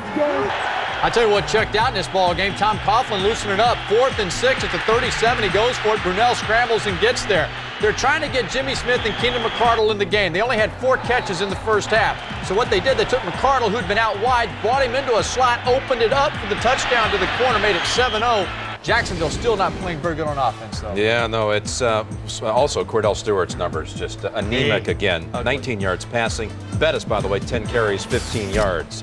Atlanta and Baltimore, and the Falcons trying to score before the half, and they have just missed a field goal. Morton Anderson has missed for the second time today, now 5 misses on the season. And the Falcons, Tony Graziani, flips it over here to Bob Christian. This typifies the first half action. Trying to make a little move, and he coughs it up. 2 fumbles today recovered by the Ravens. Here's another one. Graziani just flattened here by Ray Lewis, his 3rd sack of the season. And what a hit here. Graziani, and boy, this will shake you up, Coach. Well, that knocked him out of the ball game, and I think the story right now is Danny Cannell in 2 different 2-minute situations was able to take the team and drive down, kick 1 field goal and miss another field goal. So a good job by Danny Cannell. Yeah, 5 seconds to go in the half, and again, Morton Anderson just missed from 40 yards. Cardinals and the Cowboys, George Teague picked off Plummer a minute and a half into the game, ran it back. That's 10 times Plummer's been intercepted this year. Second most in the league is 5. I mean, just an atrocious start to the year for Jake the Snake. Eagles and the Giants. Giants have taken the lead here. The Giants touchdown to Ike Hilliard from Graham. No points by the Philly offense, by the way. They ran back a pick and also got a safety. Vikings with 3 touchdown passes by Randall Cunningham, 2 to Moss, 1 to Glover, all over the Bucks. Saints and Bears, and Billy Joe Hobart was injured on a touchdown run. Saints lead. They started Ricky Williams today, Coach. It was kind of scary. They took Billy Joe Hobart off on a stretcher, and that means Billy Joe Tolliver, his replacement, is coming in playing quarterback. Man, Tolliver used to QB for you. He's a good one, though. He's a real good one. All right, St. Louis and the Bengals. Talking about quarterbacks, Kurt Warner. This story gets bigger and better every week, it seems like. Over 200 yards passing first half, 2 touchdowns, and the Rams undefeated. It's halftime in Cleveland. The Browns lead the Patriots 7-6. CBS Sports coverage of the National Football League will continue after this word from your local station. Halftime here in Cleveland. The Browns leading the Patriots 7-6 as we get you ready for third quarter action. Ian Eagle along with Mark May, and you try to break down all the numbers during the week leading up to the matchup. And the one number that did stand out for New England, very slow starts. First half, second half, no comparison. This Patriots team has been a lot better in the second half. They definitely have, but this Patriots team, they can't continue to dig themselves a hole. Even good football teams, if they dig themselves a deep enough hole, won't be able to come back every week. It'll be interesting to see how Drew Bledsoe spreads the ball out a little more in the second half instead of just going after one receiver. And really, Cleveland has talked about progress, getting better from week 1 to week 2 to week 3, and obviously week 3 to week 4. We saw them last week in Baltimore. This looks like a better football team. They definitely do, and I think it's on defense. Bob Slowick, the defensive coordinator, has done an outstanding job getting this defense ready. They've come out with a 3-4 defense, 2 down linemen. They're blitzing the quarterback. Very aggressive defensively, and that's a major change for this team. Tuesdays at Cleveland Browns camps have been interesting because they'll bring in 7-8 players sometimes and just give tryouts out. I used to hate that as a player. I'd come in on Tuesdays, all of a sudden I'd see 3 or 4 offensive linemen over there working out. I thought my job was in jeopardy, so I'd stick around and lift weights for an extra hour, run a couple of extra striders just to show the coaches that I'm into this thing. But it's almost like a revolving door. When we talked to Lomas Brown, he said they keep bringing players and they keep just trying to make us better. Dawson kicks it off. And the ball will roll into the end zone. Lamont Warren initially wanted to return it, but could not bring it in cleanly off the bounce. And it is a touchback. Halftime numbers. First downs, New England. Rushing yards, New England. Passing yards, New England. Turnovers, New England. Not the category they wanted to be in front in, and the category that counts is the score, and the Browns lead it 7-6. And it's been Tim Couch operating his offense. Hasn't been spectacular, but they had one big play, the pass play to Kevin Johnson. And when you can capitalize on that and not turn the ball over, you're going to be in a lot of games offensively without turning the football over. Terry Allen on the backfield with Tony Carter as we start play in the third quarter. Bledsoe to the flat and Carter.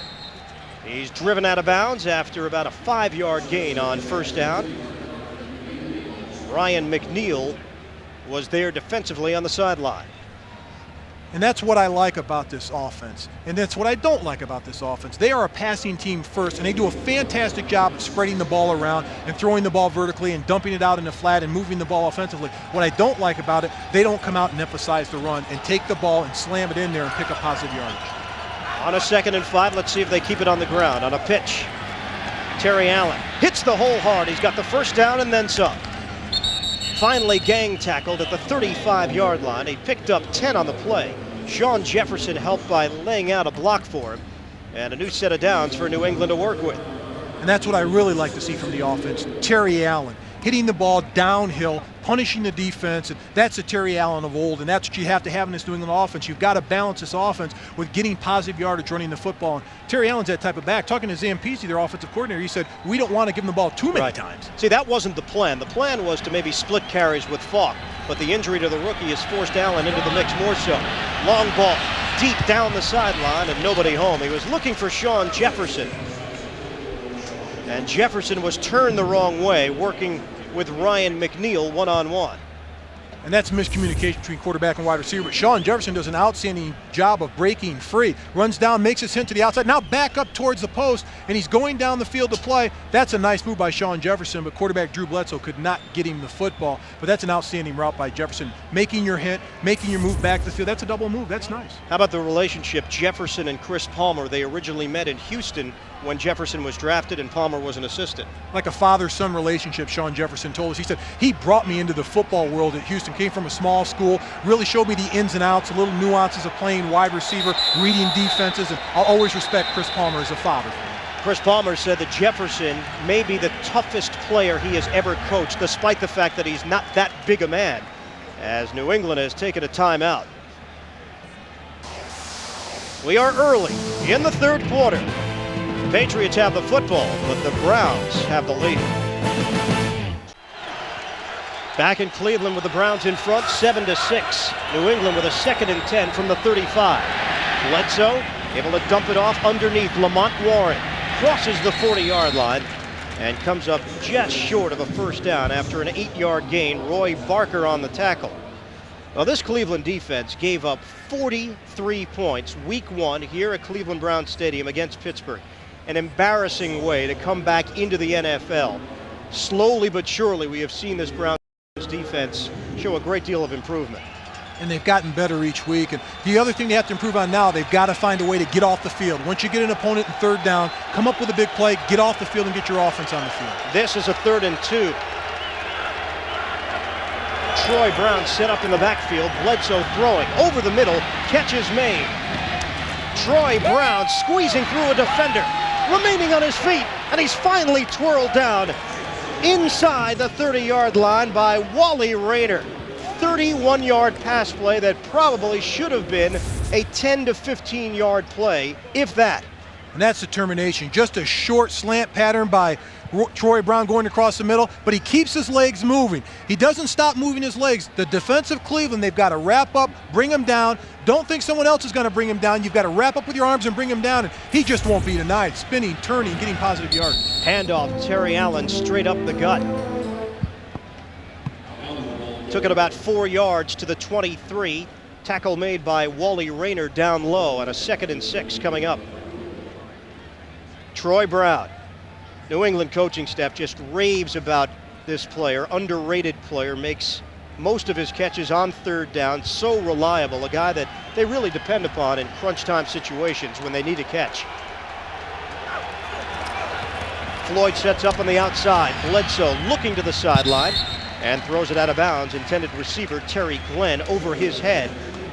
Jameer Miller, the linebacker, was dealing with Glenn on that sideline. That's probably a mismatch. And that's why quarterback Drew Bledsoe did not look off his wide receiver Terry Glenn. He stayed with him throughout the entire route, did not look for a second wide receiver. He thought he could beat the linebacker and Jameer Miller, but not to be. Nice job covering it by Miller's part, but he tried to force the ball to his number 1 receiver. That's a situation where he's supposed to look out to the flat, turn his focus, and go down the field with the football and go for all the marbles. 8th play of the drive. And a 4-receiver set on 3rd down and 6. Out of the gun, Bledsoe stepping up and throwing right at the marker. Catch made by Brown. Mr. 3rd down, Troy Brown. They'll move the chains as he gets the football inside the 15 for an 8-yard pickup. And you're right, Ian. Troy Brown is like a 3rd down to 1st down machine. Here they run the pick pattern where there's nobody in there, no defenders. The separation between he and the defensive backs, 8 or 10 yards, does a nice job of... Handoff, Terry Allen. Allen just has not had much room to work with. He was cut down by Darius Holland as he crossed the line of scrimmage. Picked up a couple on 1st down. It'll be 2nd and 8, 16 carries, 52 yards for Terry Allen.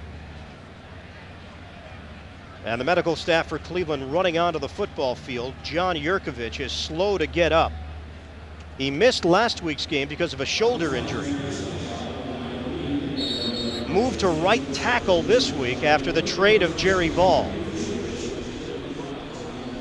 Will break away. 11:05 to play in the 3rd quarter.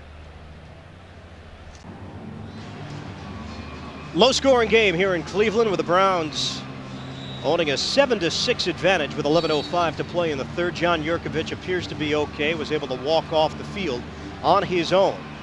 He is replaced by Marcus Spriggs on that defensive line. This is a 2nd and 8 for New England. Line of scrimmage is the 12. On a pitch, Terry Allen. And brought down at the 5-yard line. Had to get across the 4 for the 1st down. Marquez Pope will be given credit for the tackle. It'll be 3rd and short. The offense for New England, they've got to get more penetration downfield on the outside perimeter. That's a toss play. When you've got a toss play to the outside, your fullback Chris Floyd, once someone passes you, you continue to look downfield into the outside. He turned and looked back. He could have gotten a block where Terry Allen possibly could have gotten a 1st down or scored. That's just communication between the 2 backs in the backfield running that toss sweep to the outside. The Browns defense has answered the bell on a number of occasions. Can they do it again on a 3rd and 1? 1st down for Terry Allen.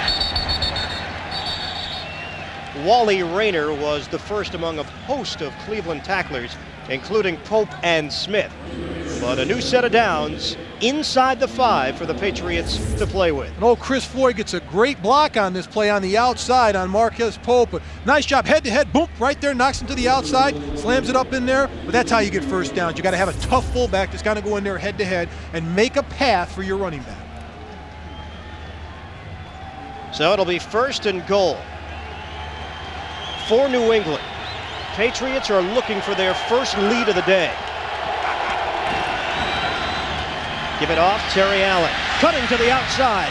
He's in. Touchdown, Patriots. So the Pats had been knocking on that door a couple of occasions without getting a touchdown this afternoon. They finally do, much to the dismay of Browns head coach Chris Palmer. And Iron, they run the old 70 blast. You see 67 pulling around 63. He throwing, pulling around there, touching every backside, skinning around the outside to get that linebacker. He does. That's why Terry Allen scores. Terry Allen's third touchdown of the season for New England. Didn't come to training camp until the tail end of the preseason as he got himself ready for regular season action. He was signed the week of the third preseason game against Tampa Bay. And he has given New England the lead here in the third quarter. 13-7, Pats. New England Patriots have been a second half team so far during this young season, and the trend appears to be continuing here today. That pattern for Pete Carroll's team, it's not exactly a pattern that you set out to go out and accomplish, but it's worked so far for New England. They are undefeated at 3-0, trying to go 4-0 for the second time in the last 3 years. Vinatieri to kick it off. Powell and Dunn are deep. This will be David Dunn. Off the short kick, Dunn fumbles the football. And the Patriots have it. David Dunn was signed earlier this week for some wide receiver help and special teams help. He coughed it up, and Kato Sirwanga recovered it. And David Dunn just slams the ball straight ahead. He's not very fancy, but a devastating hit right there at the point of attack. Lodges the ball, and that's running back George Jones, knocks it out of there. But what a great play by Sirwanga coming up with a play. But here's the key on it, Ian. This team is a second half team. You pointed that out just before. They know how to put points up on the second half, and as soon as they come out, boom, they get a score. Now they come back and they get great field position, and it just falls into their hands. This New England Patriot team, they know how to score in the second half. That's a sign of a good football team. You just saw Jerry Ellison. He was signed earlier this week for some special teams help, an area that the Patriots were very concerned about heading into this game. Allen, the intended receiver on first down. Roy Barker applied the pressure on Bledsoe. They even had T-shirts made up during this week to prepare them for their special teams play. And to help them and to concentrate on it, because they had so many injuries to their core players. They had to go out and sign players to replace those players. And even the players that are playing, a lot of them are nicked up on their offense. Players that are in there, like Chris Floyd has an ankle, and other players out there that are playing, and Ellison was just signed this week. And there's a situation that Pete Carroll had a lot of concern when he said, hey, we're just one missed tackle away from disaster. Chip Myers, special teams coach. Flag comes down on a handoff for Lamont Warren. And he's brought down shy of the 30-yard line. Got to the line of scrimmage. Marquez Pope was the first man to get there. Offside defense, number 53. 5-yard penalty. Repeat, second down. Excuse me, Brad Seeley, the special teams coach of the New England Patriots.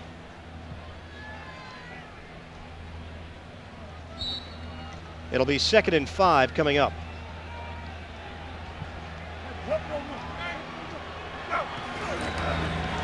Handoff up the middle. Lamont Warren to the 25-yard line. No gain, if anything, maybe half a yard, as Alexander and Holland combined on the tackle. Clock continues to move with 8:40 remaining in the third. 13-7 New England. And I questioned it before, particularly in the first half, that Ben Coates needs touches on this football. He's the guy that Drew Bledsoe always goes to. He opens up the offense because he can get the ball down the middle. He makes plays in the red area. And Coates has no catches this afternoon. On a 3rd and 4. Coates on the field right now, but Bledsoe trying to throw the football incomplete. Had to deal with a lot of pressure from Jameer Miller. Terry Glenn happened to be open, but the fact that Bledsoe even got the ball away was a miracle in itself. And Jameer Miller's timing's been spectacular this afternoon. Hasn't been touched. Every time he's blitzed to make a big play, comes from the outside here, no one touches him again. Almost comes up with his 3rd sack of the afternoon. Another look from the outside. Drew Bledsoe stumbles a little bit, but even without the stumble, Jameer Miller would have been on top of him in a hurry. A 43-yard field goal attempt. Patriots hoping that Adam Vinatieri, who has been perfect this season can extend the lead. Kick is on the way, and it sails off to the right. His first miss of the season.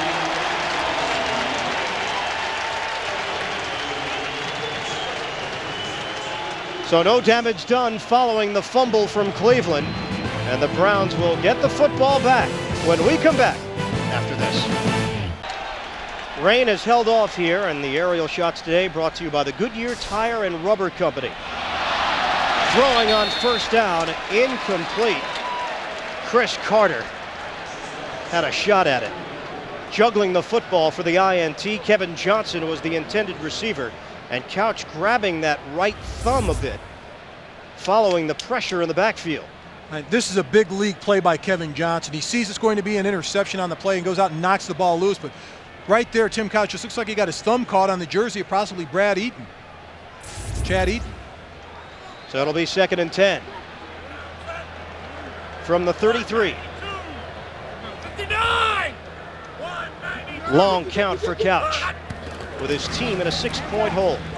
Timing pattern. Down the sideline, open man is Johnson. Into New England territory. He was defended by Carter. And they'll spot the football inside the 40. Now, on this play, it doesn't even look like his thumb's affected. Great job by Couch of patience, and a nice job by Kevin Johnson of staying with his route. Drops the ball right in before the safety can get there, Chris Carter, but that's an excellent play between the quarterback and wide receiver.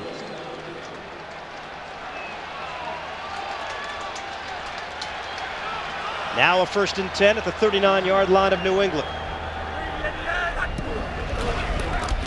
Off of play action, Couch stepping up, throwing the deep ball, looking for Shepard down the sideline. Incomplete. He was defended by Ty Law. No legal action there. And Ty Law does a wonderful job of positioning here. He's got Leslie Shepard out, he's in motion, stays with him, he makes his break, and he's looking at Shepard, looking at his shoulders. All of a sudden he turns. He's not going to move until he turns back for the football, but that's a great job of playing the ball and playing the receiver by Ty Law. Leslie Shepard is banged up with a hamstring injury. He does have no catches here today. He proclaimed before the season started that he would have 80 catches on the year. Came over from Washington as a free agent. He only has 4 catches so far. On a dump off, Couch was in trouble from the start. Scooped up by Terry Kirby, if indeed it's ruled a fumble. Andy Katzenmoyer laid out Couch.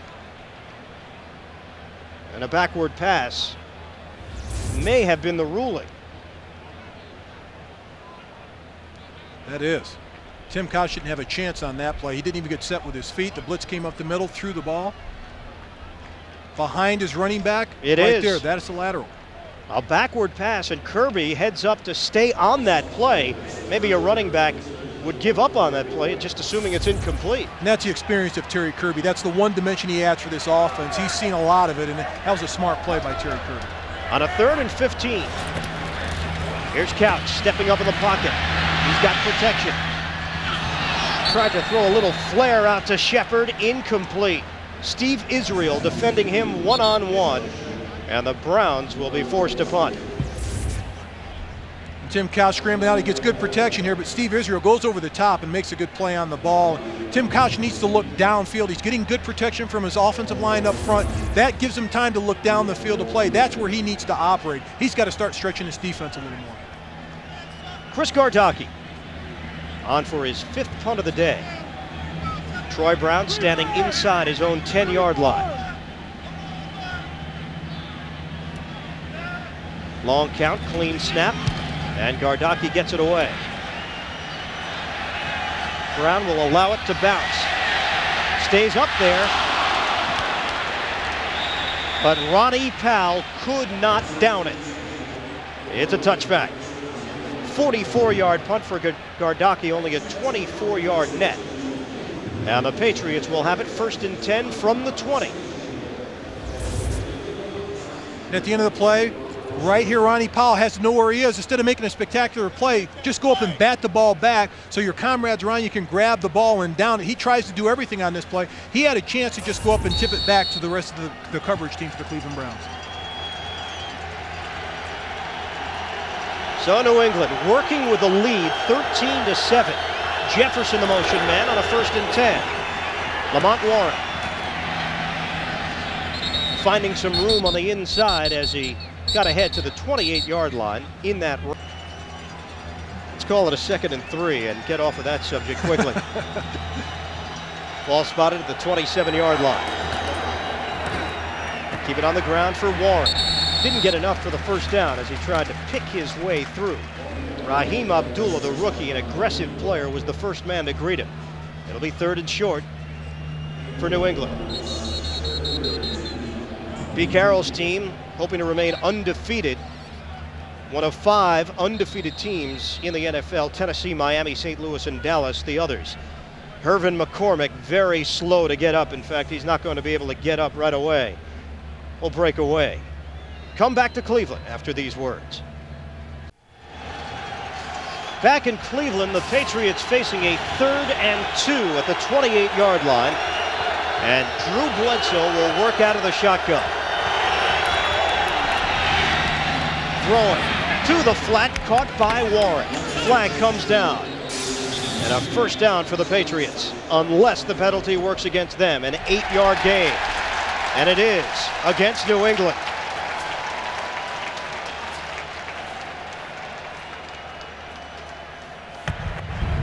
Pass interference, offense, number 87.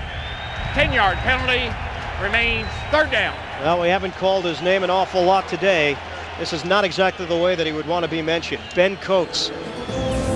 Ben Coates pushes off for position. Here he's going to go in his route.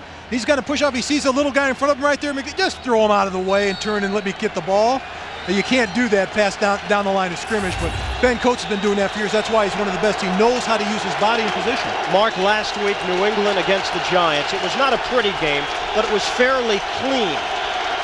This week, the Patriots have been off of their game even more so. Here come the Browns. Bledsoe in trouble. And the dog pound is barking. Marquis Smith, first man there, and then take your pick. 4th Cleveland sack. And the Cleveland Browns come with the blitz. They pressured Drew Bledsoe the entire afternoon on the outside. Here it comes from the outside. No one blocks him. Marquis Smith just picks in there and finds a way. Drew Bledsoe doesn't see him. He gets the first hit on him, but the rest of the swarming defense gets him. John Theory and company collapse Drew Bledsoe in the pocket. Punt from Lee Johnson. Kevin Johnson couldn't catch it cleanly, but the ball bounces out of bounds. Good field position for the Browns inside New England territory with a flag down. Now, and this is a situation where you think New England would start capitalizing on it with their lead and do what they do in the 2nd half and put pressure on their opponent. They're just letting the Cleveland Browns, keeping the door open and giving them opportunity to come back in this game. Well, this penalty is against Cleveland. They would have had the football at the 49-yard line of New England on a 1st and 10. Personal foul. Number 39 of the return team, after the ball was out of bounds. 15-yard penalty. 1st down, Cleveland.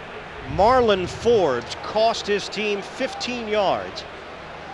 And they will back it up now into Cleveland territory. So the line of scrimmage will be the 36-yard line for the Browns instead of the 49-yard line of New England.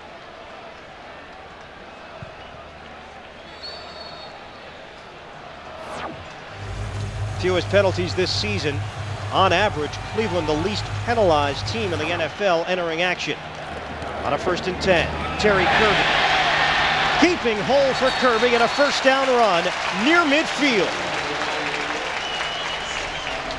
Scott Rayberg, the right guard, with a terrific block to spring Kirby loose. Now, and he had a tremendous block, but the fullback, Mark Edwards, through the line of scrimmage, cleaning up what's downfield and allowing Terry Kirby to get to the 2nd and 3rd level of the defense. Here it is coming right at you. The fullback, number 44, right at your screen, going through, bam, right there on Brewski, opening up the big hole for the running back, Terry Kirby. 1st down at the 47. Off of play action. Incomplete. It was Kevin Johnson, the intended receiver. And a flag down. Willie McGinnis and Chad Eaton had applied the pressure on Tim Couch. Maybe too much pressure. And they have to know when to pull off in that situation. And quarterback Tim Couch has been under pressure. Personal foul, number 55. Defense, roughing the passer. 15-yard penalty, first down. Willie McGinnis. And the 15-yard penalty that cost Cleveland earlier. They now benefit from a call against the Pats. You got it right in front of you in your screen at the end. Brewski there, but at the end, pull off right there, Willie McGinnis. That last push cost him 15 yards. So now the line of scrimmage is the 38-yard line of New England. Browns are on the move thanks in large part to Willie McGinnis. In the pocket, Couch. Able to dump it off, Kirby. And Terry Kirby is brought down at the 32-yard line after a pickup of 5. Teddy Bruschi making the tackle. The NFL on CBS continues later on today. Terrell Davis and the Denver Broncos play host to Bill Parcells' New York Jets in a rematch of last year's AFC Championship game, except this time, one team will emerge with their first win of the season. That's all coming up next, right here on CBS. On a 2nd and 4. Keep it on the ground. Kirby has a first down. Inside the 25-yard line. Chris Carter the tackle. 7-yard run for Kirby.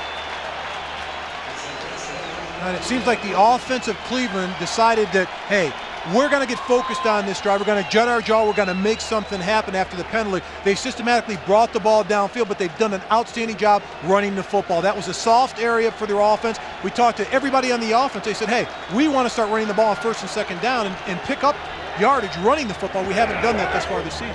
George Jones in the backfield to give Kirby a breather. They run it into the line, and Henry Thomas was the first man there defensively for New England after a pickup of 2. And Kirby will return.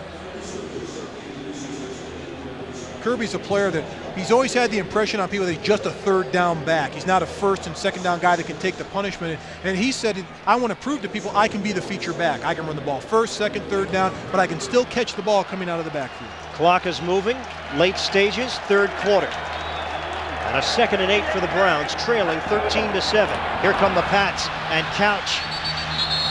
He had nowhere to go. Lawyer Malloy.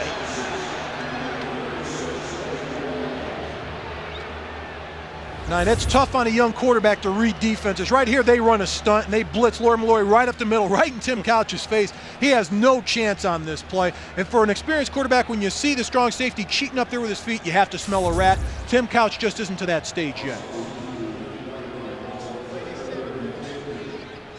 It'll be 3rd and 15 after the 7-yard loss. And the football spotted at the 30-yard line. A passing situation. 3 receivers set. Johnson, Shepard, and Chiaverini. Couch flushed out of the pocket. On the run. Couch will tuck and run. Tim Couch comes up shy of the first down as a flag comes down. Late flag on the play. A 9-yard run for Couch. He needed 15 for the first down.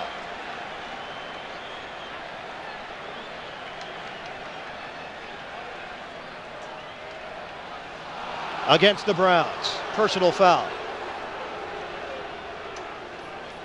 Jim Pine and Lawyer Malloy had a little chat following the play. And that might cost them a field goal attempt. That penalty right there. Personal foul, number 71 in the offense. 15-yard penalty. The foul occurred after the runner was out of bounds. Therefore, the down will count. 4th down. It was Jim Pine. And Jim Pine is right there. Keep an eye on him, number 71. He's picking on little guy Lawyer Malloy right there. Hits him in the side. No reason for that. He's half your size. At the end of the play, you have to know to pull off. But it's great to see the hustle of their offensive line protecting the young quarterback, Tim Couch, down the field. It would have been a 38-yard field goal if the penalty never occurred. Instead, the Browns are going to punt it with Chris Gardocki trying to pin the Patriots back. And again, Chris Palmer is going to ask his defense to come up big. And Palmer unhappy with Pine. He knows exactly what that penalty cost his team. Here's Gardocki, punt number 6 on the day. Left-footed punter with Troy Brown waiting. He'll take a bounce, and the Browns could not down it. Second consecutive time that Cleveland had a chance to pin New England inside the 5. And again, it's Ronnie Powell who may have lost sight of the football.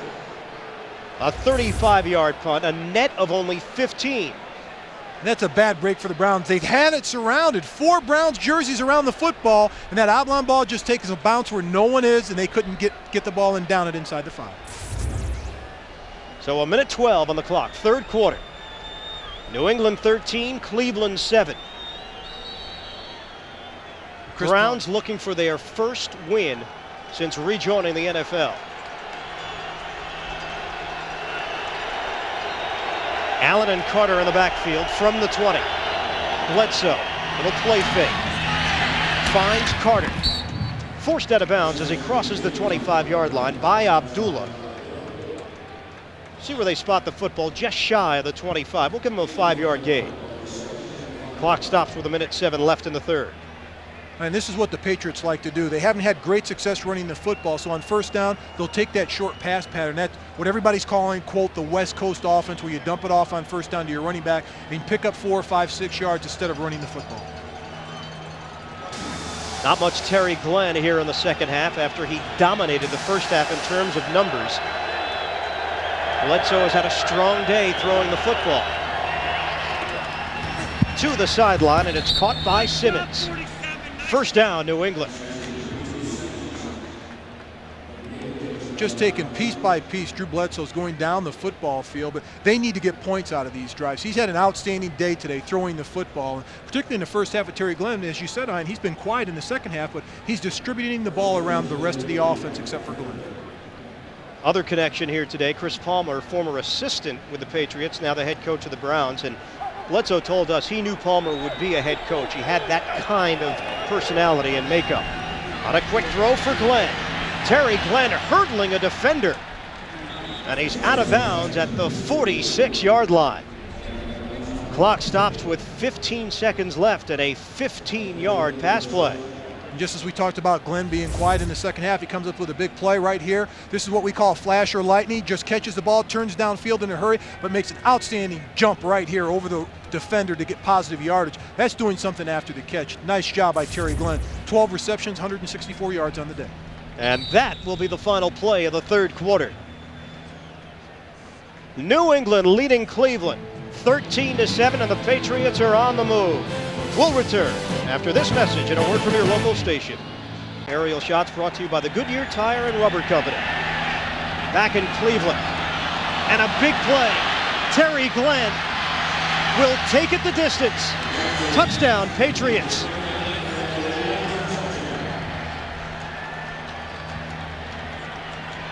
That is a new team record for Terry Glenn, receptions in a game. Breaking the previous mark held by Ben Coates set in 1994. Dalen McCutcheon lost him defensively, and now the Patriots are in control. But you have to give this touchdown to Drew Bledsoe. This ball's underthrown. He waits patiently in the pocket. The pocket collapses around him right there, but he gets rid of the ball to Terry Glenn. He makes a great play on the ball, turns it around, and sprints towards the end zone for a touchdown. Two great players stepping up to the plate, doing what has to be done, but Drew Bledsoe hanging in the pocket. That's what really made the play work. 13 catches, 218 yards for Terry Glenn. And they are going to go for 2. Try to make this a 21-7 lead. Motion man is Warren. Bledsoe throwing. Corner of the end zone, it's incomplete. Lamont Warren got his hands on it. The Patriots will have to settle for a 19-7 advantage. In 2-point conversion territory, when they get in the red zone in the 5, I feel they still have to go to Ben Coates. He's been without a reception today. Here they throw to the corner of the end zone. And when you've got a big tight end like that that can use his body, you got to throw it to Ben Coates. I'll do you one better. I go for the extra point there. You're just assuming right now that that's the last time you're going to get on the board today. And I understand it gives you a 21-7 lead, but instead now it's 19-7. And so much can happen in a full quarter of action. Cleveland can kick some field goals. Take the guaranteed point. You're not late in this game right now where you have to go for 2 early in the fourth quarter. You're right. In that aspect, I definitely have to agree with you because that's a layup, taking the extra point. Yeah. But Pete Carroll wanted to get the 2 points there, but I just call the play calling. I think if you're going to do that, you got to go towards the big Understood. coast.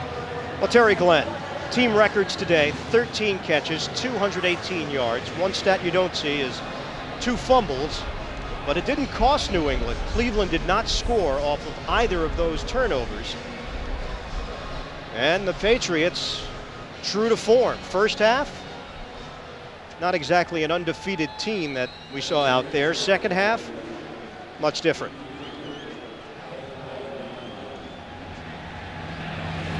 The key with Glenn, which it has always been, staying healthy. He has that tag, that label around the NFL of dealing with a lot of injuries. Ronnie Powell was spilled down as he crossed the 20-yard line for a 17-yard return, and Jerry Ellison, the newest Patriot, making the tackle on trailing 19-7.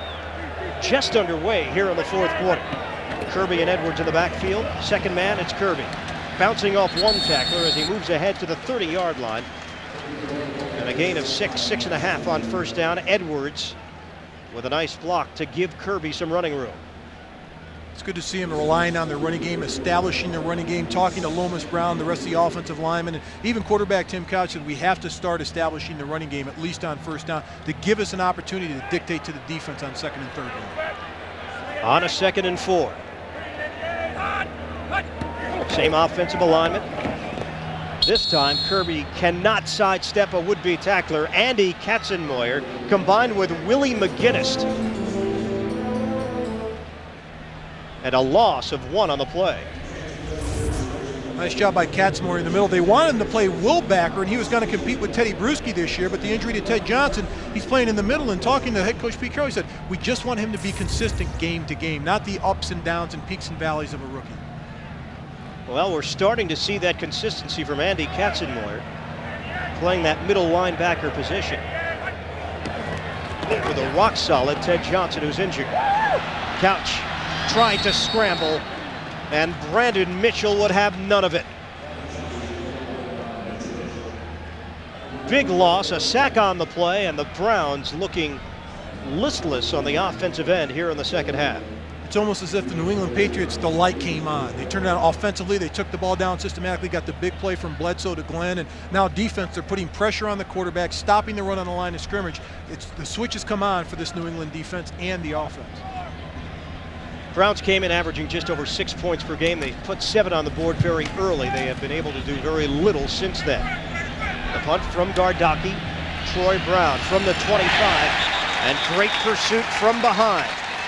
Raymond Jackson got him by the shoestrings. A 51-yard punt, 4-yard return. The Patriots have the football, and they have the lead as well. 19-7 early in the fourth. Cleveland, brought to you by the Goodyear Tire and Rubber Company. Little double dip in the Cleveland area with the Cleveland Indians also in action this afternoon, and an expected 100,000 plus type of traffic in the downtown area as well, with Jacobs Field just down the road. 12:56 to play in the fourth. New England with a 19-7 lead. They will be content running the football if they're successful at it. Terry Allen not successful on that first down run, as Jameer Miller was there to wrap him up. Jameer Miller, he came to play today. He decided he's going to jut his jaw, stick it in there, got pressure on Drew Bledsoe, a couple of sacks. He's been all over the field relentlessly, making tackles close to the line of scrimmage down the field to play. He wanted to be the leader of this defensive corps, particularly the linebackers. I think he stepped it up today. I think he's really putting his imprint on this defense. Miller was the number 10 pick back in 1994 out of UCLA and was a rookie at the age of 19 in the NFL. A veteran, 6th year, 25 years old. Inside handoff. Tony Carter may have surprised the Browns defense a bit as he moves ahead to the 35-yard line, setting up a 3rd and 4. And I think every defense, you got to have a stud. the defensive tackle, defensive linebacker, somebody's got to lead the troops, and right there just throws Irwin out of the way, sheds him, throws him out of the way, goes in on the tackle. And, he's the type of leader that they can build on this defense. They've got the young linebackers in Abdullah Rainier. He's the guy that's going to lead the rest of these linebackers out there on the field of play. Patriots need to get to the 39-yard line. Browns fans remaining enthusiastic. Bledsoe. Incomplete. In the direction of Ben Coates. And the Pats will punt. That's got to be an area of concern for their offense and Ernie Zampese, not being able to get the ball to Ben Coates. He always catches a pass in the game. Here comes off the line of scrimmage, just goes down the seams, turns, plants, and looks for the ball. He's open, but Drew Bledsoe just can't get him the football. 4th down, Lee Johnson onto the field for New England. His 4th punt of the afternoon. Kevin Johnson, no relation, back deep for the Browns. Good punt from Lee Johnson. This is Kevin Johnson trying to angle to the outside. And forced out of bounds just short of the 30-yard line. 49-yard punt, 11-yard return. Browns is trying to make up some ground. They trail 19-7. From the new Cleveland Browns Stadium. A lot of energy now in this town with the Browns back in full force in Cleveland, but they still are looking for their first win of the '99 season, entering action at 0-3, and they trail 19-7. Throw and a catch made by Kevin Johnson. Gets it ahead to the 35-yard line for a 7-yard gain on first down. Chris Carter making the tackle. And the clock continues to move now with under 11 minutes to play in the 4th. If Cleveland wants to get back in this game, they really need to score on this drive, get some points out of it, but total yards, look at this. Wow. The Patriots have really come alive since the first quarter. Terry Kirby in the backfield on a 2nd down and 3. Here's Couch with a deep drop. Couch trying to lead his receiver Kirby and could not get it to him. And I really like the effort of Tim Couch. Looks like he's going to pull the ball down and run with it, and he stops at the last second and throws the ball out to his running back, Terry Kirby. Smart play by the quarterback. If he nails that play, that's a big league play.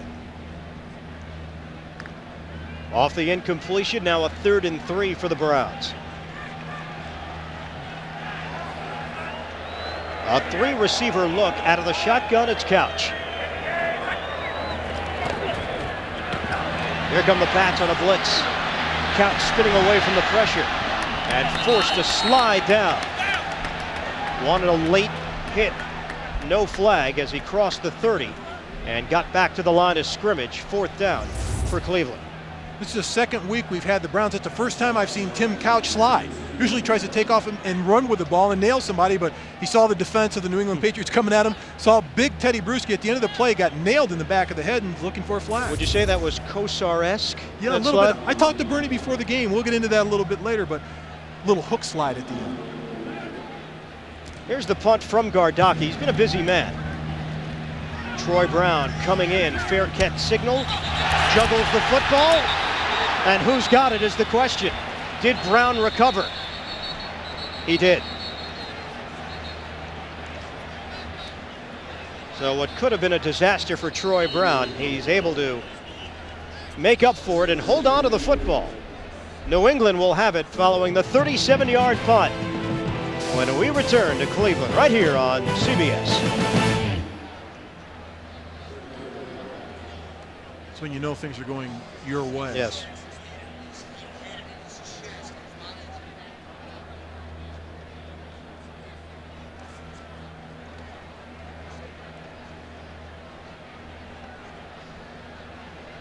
We stay with you here in Cleveland with a 19-7 lead for New England.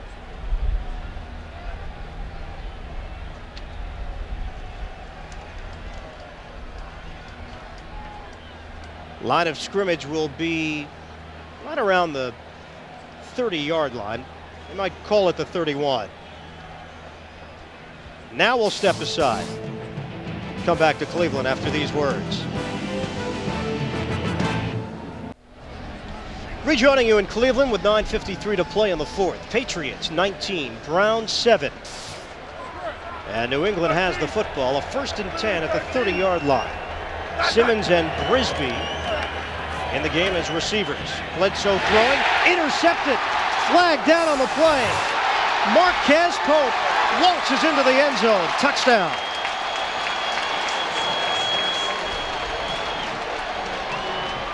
But a penalty marker, as we talked about. Could have been Pope maybe pushing off as Bledsoe threw it into traffic. Was looking for Ben Coates. It is against Cleveland. You're holding on to Cleveland, but that's usually not what happens. Ben Coates is the one that... Holding. There's Roy Barker right here.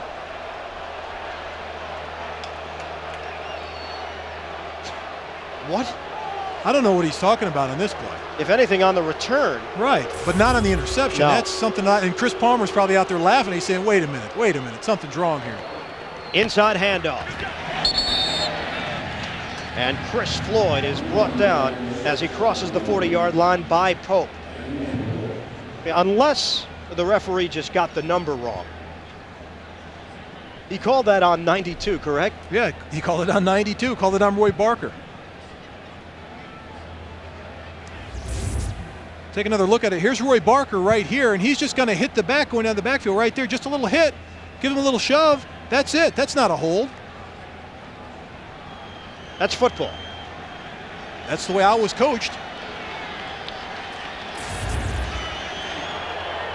Call it a 2nd down and 4. Lamont Warren to the outside. Flag is thrown as he crosses midfield. And I would pretty much say this will be holding New England. And you are correct, sir. So the Patriots just trying to put this Browns team away. Holding. Number 82 of the offense. 10-yard penalty from the spot of the foul. Remains 2nd down. Vincent Brisby. Vince is just laughing at that play. He can't believe he was called for holding. He was away from the play, but you know, this is a type of game that it should run a little smoother than it is. I think that there's been a lot of penalties in this game. This is an awful long football game. Well, I think New England also is going to have the same tack next week when they take on Kansas City, that they are still yet to play a good game start to finish. And you're right, and they have played well in the second half, but they've got to get out of the blocks better. Second and long. Bledsoe on a dump off. Troy Brown. He is spun down at the 1st down marker, which was the 45-yard line, by Marquez Pope. Abdullah had a chance to bring him down before the 45, couldn't do so. And he's going to come up, looks to be just a little bit shy. Now, it was interesting to me before the game. I saw the New England Patriots owner Robert Kraft on the sidelines. We were just talking a little bit of football. I said, well, what's the biggest change in this team? He said, the quarterback Drew Bledsoe, and he goes, I'll give you one word, Mark, maturity. He's at a stage right now where he's just operating at the quarterback position. And it shows on the field. On a 3rd and 1, trying to keep this drive alive. Bledsoe pushing the pile. And looks to be enough. Had to get to the 45-yard line with the clock rolling under 8 minutes when they started up again to play left in the 4th, and it is a 1st down. Coming up tonight on 60 Minutes, see what happened to 2 cops who had the guts to break the unwritten code known as the Blue Wall of Silence. Don't miss 60 Minutes tonight on CBS. 19-7, New England leading Cleveland. And this is the area of a game of a good football team, which the New England Patriots should be. This is where you pound the football, you move the chains, take time off the clock, put points on the board, and that's the end of the game. They're not pounding, they're throwing. They've got an open man. On the sideline, Vincent Brisby. Seeing some extended playing time here in the 4th quarter with a 16-yard play. Brisby had asked for a trade, but the deadline is coming up October 17th. Brisby's seeing some extra time here in a Patriot uniform this afternoon as the ball is spotted at the 39-yard line. Counting down to 7 minutes to play in the fourth. Inside handoff, Chris Floyd. Patriots going with that long, methodical drive, hoping to eat up as much clock as possible. Even if they don't put points on the board, hand the football back to Cleveland with just 3-4 minutes left and maybe just one drive left for the Browns. And you're right, Drew Bledsoe's going to be methodical in this situation. He's going to use the clock, take his time, be relaxed. There's no hurry out there. He's had a heck of a day today. Big time numbers, going close to 400 yards. That's a big time. Usually when you throw for 377, you have 3 or 4 touchdowns. They haven't been able to break the plane to the end zone with Drew Bledsoe except for one.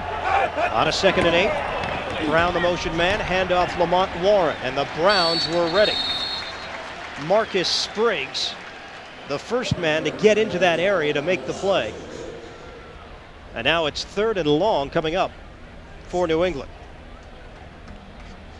This defense, they know what they're going through right now. Head coach Chris Palmer of Cleveland, he's got that feeling that we have to stop them some kind of way defensively. They're just in a rhythm offensively. They're running the ball, running the clock out. Bledsoe's hot, particularly in the fourth quarter, one of the hottest quarterbacks in the league in the fourth quarter. And he's just operating at that position right now, efficient in the fourth quarter.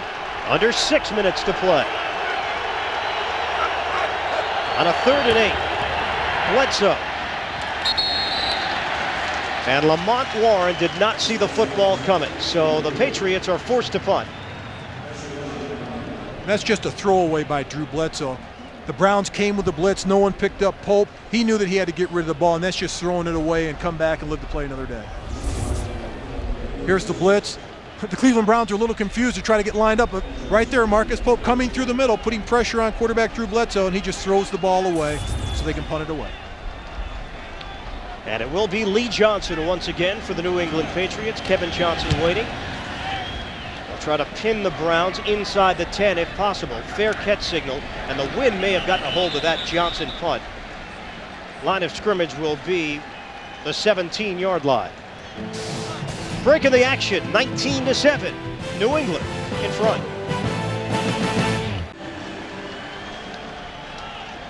Final 5:38 here in Cleveland with the Patriots leading it 19-7. Couch will work out of the shotgun. Steps up and throws. Catch made by Kirby. And he is brought down as he gets 11 on the play. A first down for Cleveland. They'll move the chains. Andy Katzenmoyer made the stop. Browns working in that hurry-up mode, trying to just move down the field as quickly as possible to put points on the board. On a handoff, Kirby sidesteps his way across the 30-yard line and ahead to the 34. A 4-yard gain and a 2nd and 6 upcoming. So the Cleveland offense has been dormant basically since the first quarter. Couch operating, throwing, low. Shepard claims he caught the football, and the officials agree. That's a first down for the Browns at the 39-yard line. That is his first catch of the afternoon. Did not start today because of a hamstring injury. Darren Shiverini, rookie out of Colorado, got the nod.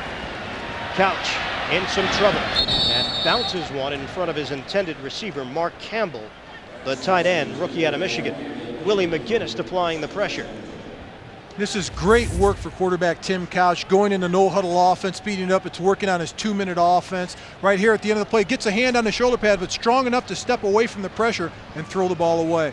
But it's excellent work. I think Chris Palmer's going to the idea, hey, let's try to move the football with our no-huddle offense, but it's great work for the quarterback in the offense. Cleveland has all 3 of its timeouts remaining. They have to start thinking about points, not worrying about timeouts, and catching the football for that matter. That's a drop by Terry Kirby. And now, 3rd down for the Browns. Terry Kirby had nowhere to go. They tried to step the screen. Quarterback Tim Couch has to be a better actor on the screen. Look downfield, drift away, then drop the ball off. If you look at it too quick, the defense won't buy into the play. Browns are 1 for 9 on 3rd down conversions. This is a 3rd and 10. Couch out of the gun. Here come the Pats. Couch floats one. Incomplete. Shepard left his feet, but the pass was behind him. Lawyer Malloy came busting through to get a hit on Tim Couch. They came with the pressure, putting the pressure on quarterback Tim Couch right up the middle from the defensive secondary. Here they come, both of them, both defensive backs. One's picked up, the other one isn't, and lays a hit on the quarterback. Lawyer Malloy one-on-one with Tim Couch. And the fans making their way to the exits. 9th punt for Chris Gardocki. He had 10 last week in the loss to Baltimore. Troy Brown, fair catch. He accomplishes that. And a 41-yard punt for Gardocki, and the Patriots once again will have a chance to possibly run out the clock and use up as much time as possible. Tuesday on CBS, a U.S. pilot flying Mach 2 is hit, losing fuel, losing altitude. The only thing more dangerous, the rescue mission. Won't want to miss that. Catch an all-new Jag Tuesday on CBS. And you look at this offense for the New England Patriots, and Bruce Armstrong's been there almost forever. He's their leader. He's been through seasons from 1 and 15 to Super Bowl years, and he's seen 3 owners come and go and like 4, 5, 6 coaches come and go, but he's been the stability, the rock of this offense. Lamont Warren trying to cut it back, and the Browns continue to make a nice showing defensively. They'll take a timeout, stop the clock with 4:01 to play in the 4th. So the Browns have 2 timeouts remaining. The Patriots just trying to put this one away and improve to 4-0. 19-7, New England leading Cleveland. Just over 4 minutes to play here in the 4th. It's been all Patriots here in the second half. Not a total destruction, but certainly a domination here in the 3rd and 4th quarters. Tony Simmons making the catch on 2nd down, setting up 3rd and long for New England.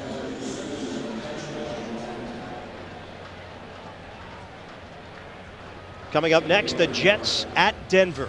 A battle of 2 0-3 teams, and we're not that far removed from the AFC Championship game, where Denver defeated New York en route to their 2nd consecutive Super Bowl. Another timeout called by Cleveland, so they now have just 1 remaining.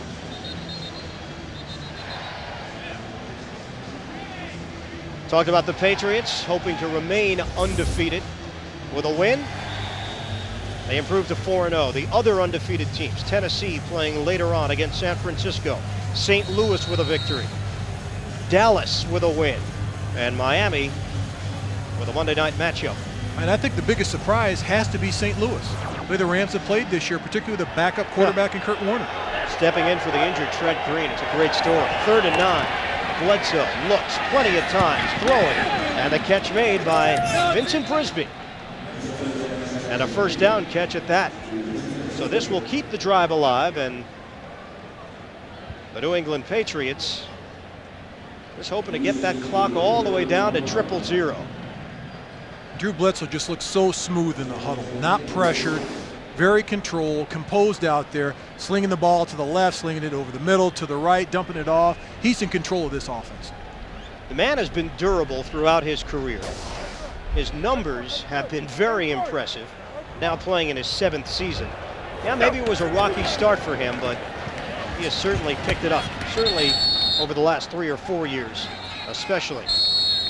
Chris Floyd getting the carry, brought down by Derek Alexander.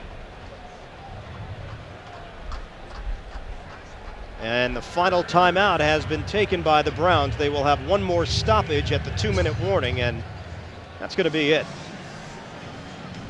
This is one of those wins for the New England Patriots that'll go down ugly, but it's a win, and the way that they played today hadn't been pretty, but they got the job done thus far. Coming up tonight on CBS, 60 Minutes. See what happened to 2 cops who had the guts to break the unwritten code known as the Blue Wall of Silence. Don't miss 60 Minutes tonight. Then it's a powerful all-new Touched by an Angel, followed by the CBS Sunday movie Forget Me Never, starring Mia Farrow and Martin Sheen in a courageous story about a woman who thought Alzheimer's only happened to older people. That's all tonight on CBS. Just over 3 minutes to play in the 4th. And Kevin Johnson will have to wait another week to possibly get his first pro win under his belt. Browns are home for Cincinnati next week. On a quick throw for Tony Simmons. And staying inbound, so the clock will continue to move. Dalen McCutcheon making the tackle shy of the 40-yard line. And the New England Patriots have used this play 3 or 4 times today, not only to Tony Simmons, but they also used it with Terry Glenn and Sean Jefferson. It's a flash or lightning play where they just get the ball out there in a hurry, let them go down the field to make a play. Fairly safe play, and fact of the matter is they have wide receivers that can create after the catch. They definitely can. And the last time Ben Coates went through a game without a catch, 12-15-96 against the Cowboys. Wow. Looking at almost 3 years that Ben Coates has been shut out. Flag comes down. The play is whistled dead. I'll ask you about Coates. Do you think it's just a matter of Bledsoe going with the hot hand, which had been Terry Glenn? We'll ask you that in a moment. Prior to the snap, false start, number 71 of the offense. 5-yard penalty, remains third down. Or has it been a case of Coates just not being able to get into the rhythm of the offense here today? I think he hasn't been able to get into the rhythm of the offense because earlier in the game where we expected him to be in there making plays, he was on the sidelines with his baseball cap on. Then he came back into the game, made an attempt at some plays. They threw to him in the red area close to the end zone, and he didn't come up with a catch. But now here's the situation. Ben Coates, he's used to catching 3, 4, 5 passes. He wants to take the onus off him, give it to Terry Glenn, say, hey, you're the key to the offense as the receivers. I'll be the second backup guy now, and he has no problem with it. And Bledsoe forced to trample on the football. He could not handle the snap out of the shotgun. And John Theory got into the backfield to make sure that Bledsoe had scooped it up. And that's just the rookie Damian Woody, the center, just snapping that ball to the right of Drew Bledsoe, and just a bad center snap to the quarterback in the shotgun position. This will carry it to the 2-minute warning. And the Patriots will punt following this break. 19-7, New England leading Cleveland. 2 minutes away from improving to 4-0 on the season. 2-minute warning here in Cleveland with the Patriots in front, 19-7. Pats will punt. So the Browns will get the football back. Combination of Lee Johnson and Kevin Johnson on the punt return. 6th punt of the day for Lee Johnson, the former Bengal. And a good punt. Backpedaling. Kevin Johnson from the 22. He's brought down at the 26. Larry Wiggum making the tackle on special teams. The NFL on CBS continues later on today. The Denver Broncos hosting the New York Jets. It's a rematch of last year's AFC Championship game, and it's coming up next right here on CBS. 1:48 showing on the clock. Patriots apparently have this one in hand. Cleveland took a 7-0 lead. New England with 19 unanswered. Couch at a pump fake and a throw. Turning inside, Shiverini. And he's tackled as he got it across the 40-yard line, an 18-yard pickup. Clock is rolling, no timeouts left for the Browns, 1:30 left. And a 1st and 10 from the 44. Out of the shotgun, Couch. Couple of pump fakes, throwing over the middle. Incomplete. Intended receiver Mark Campbell. So that will stop the clock with 1:17 left. And that's the first time the quarterback Tim Couch is thrown to his tight end Mark Campbell. And that's an area where young quarterbacks have to utilize their tight ends, where they get away from that because they want to throw the ball down the field, throw it vertically. They don't want to dump it off to their tight ends. He's a key to the offense. In every offense, you use the tight end, that's 8, 10, 12 yards you can pick up going across the middle. Couch 13 for 25 throwing the football, 201 yards and a touchdown. That one was off target. Looking for Leslie Shepard. Maybe a miscommunication as Couch was glaring over. He may have thought that Shepard would turn the other way.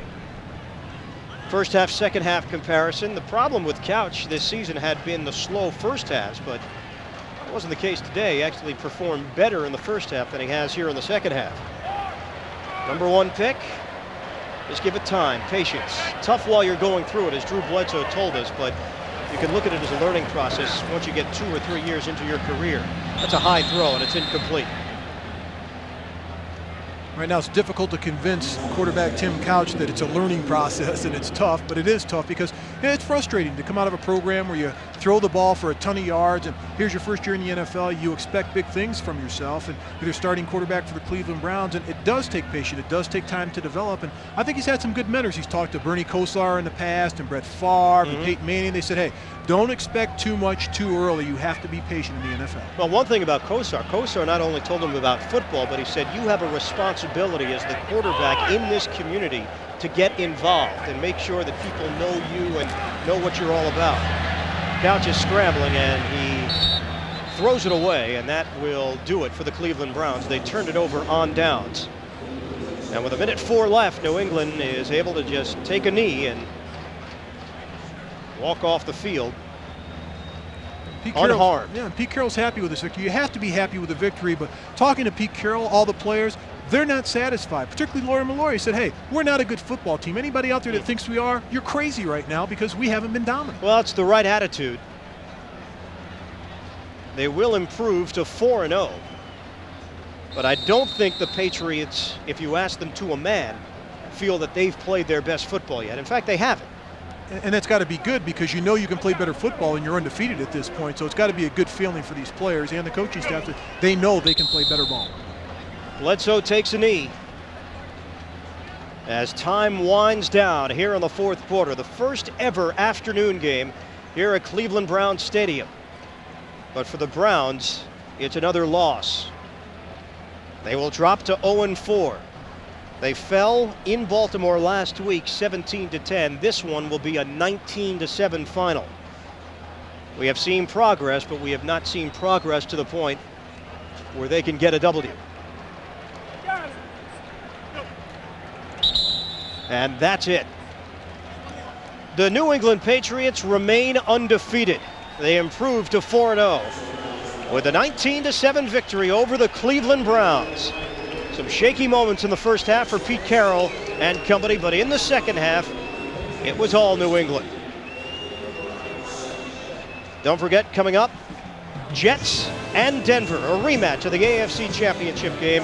That's coming up here on CBS. So for Mark May, this is Ian Eagle saying so long from Cleveland. The final 19-7 Patriots.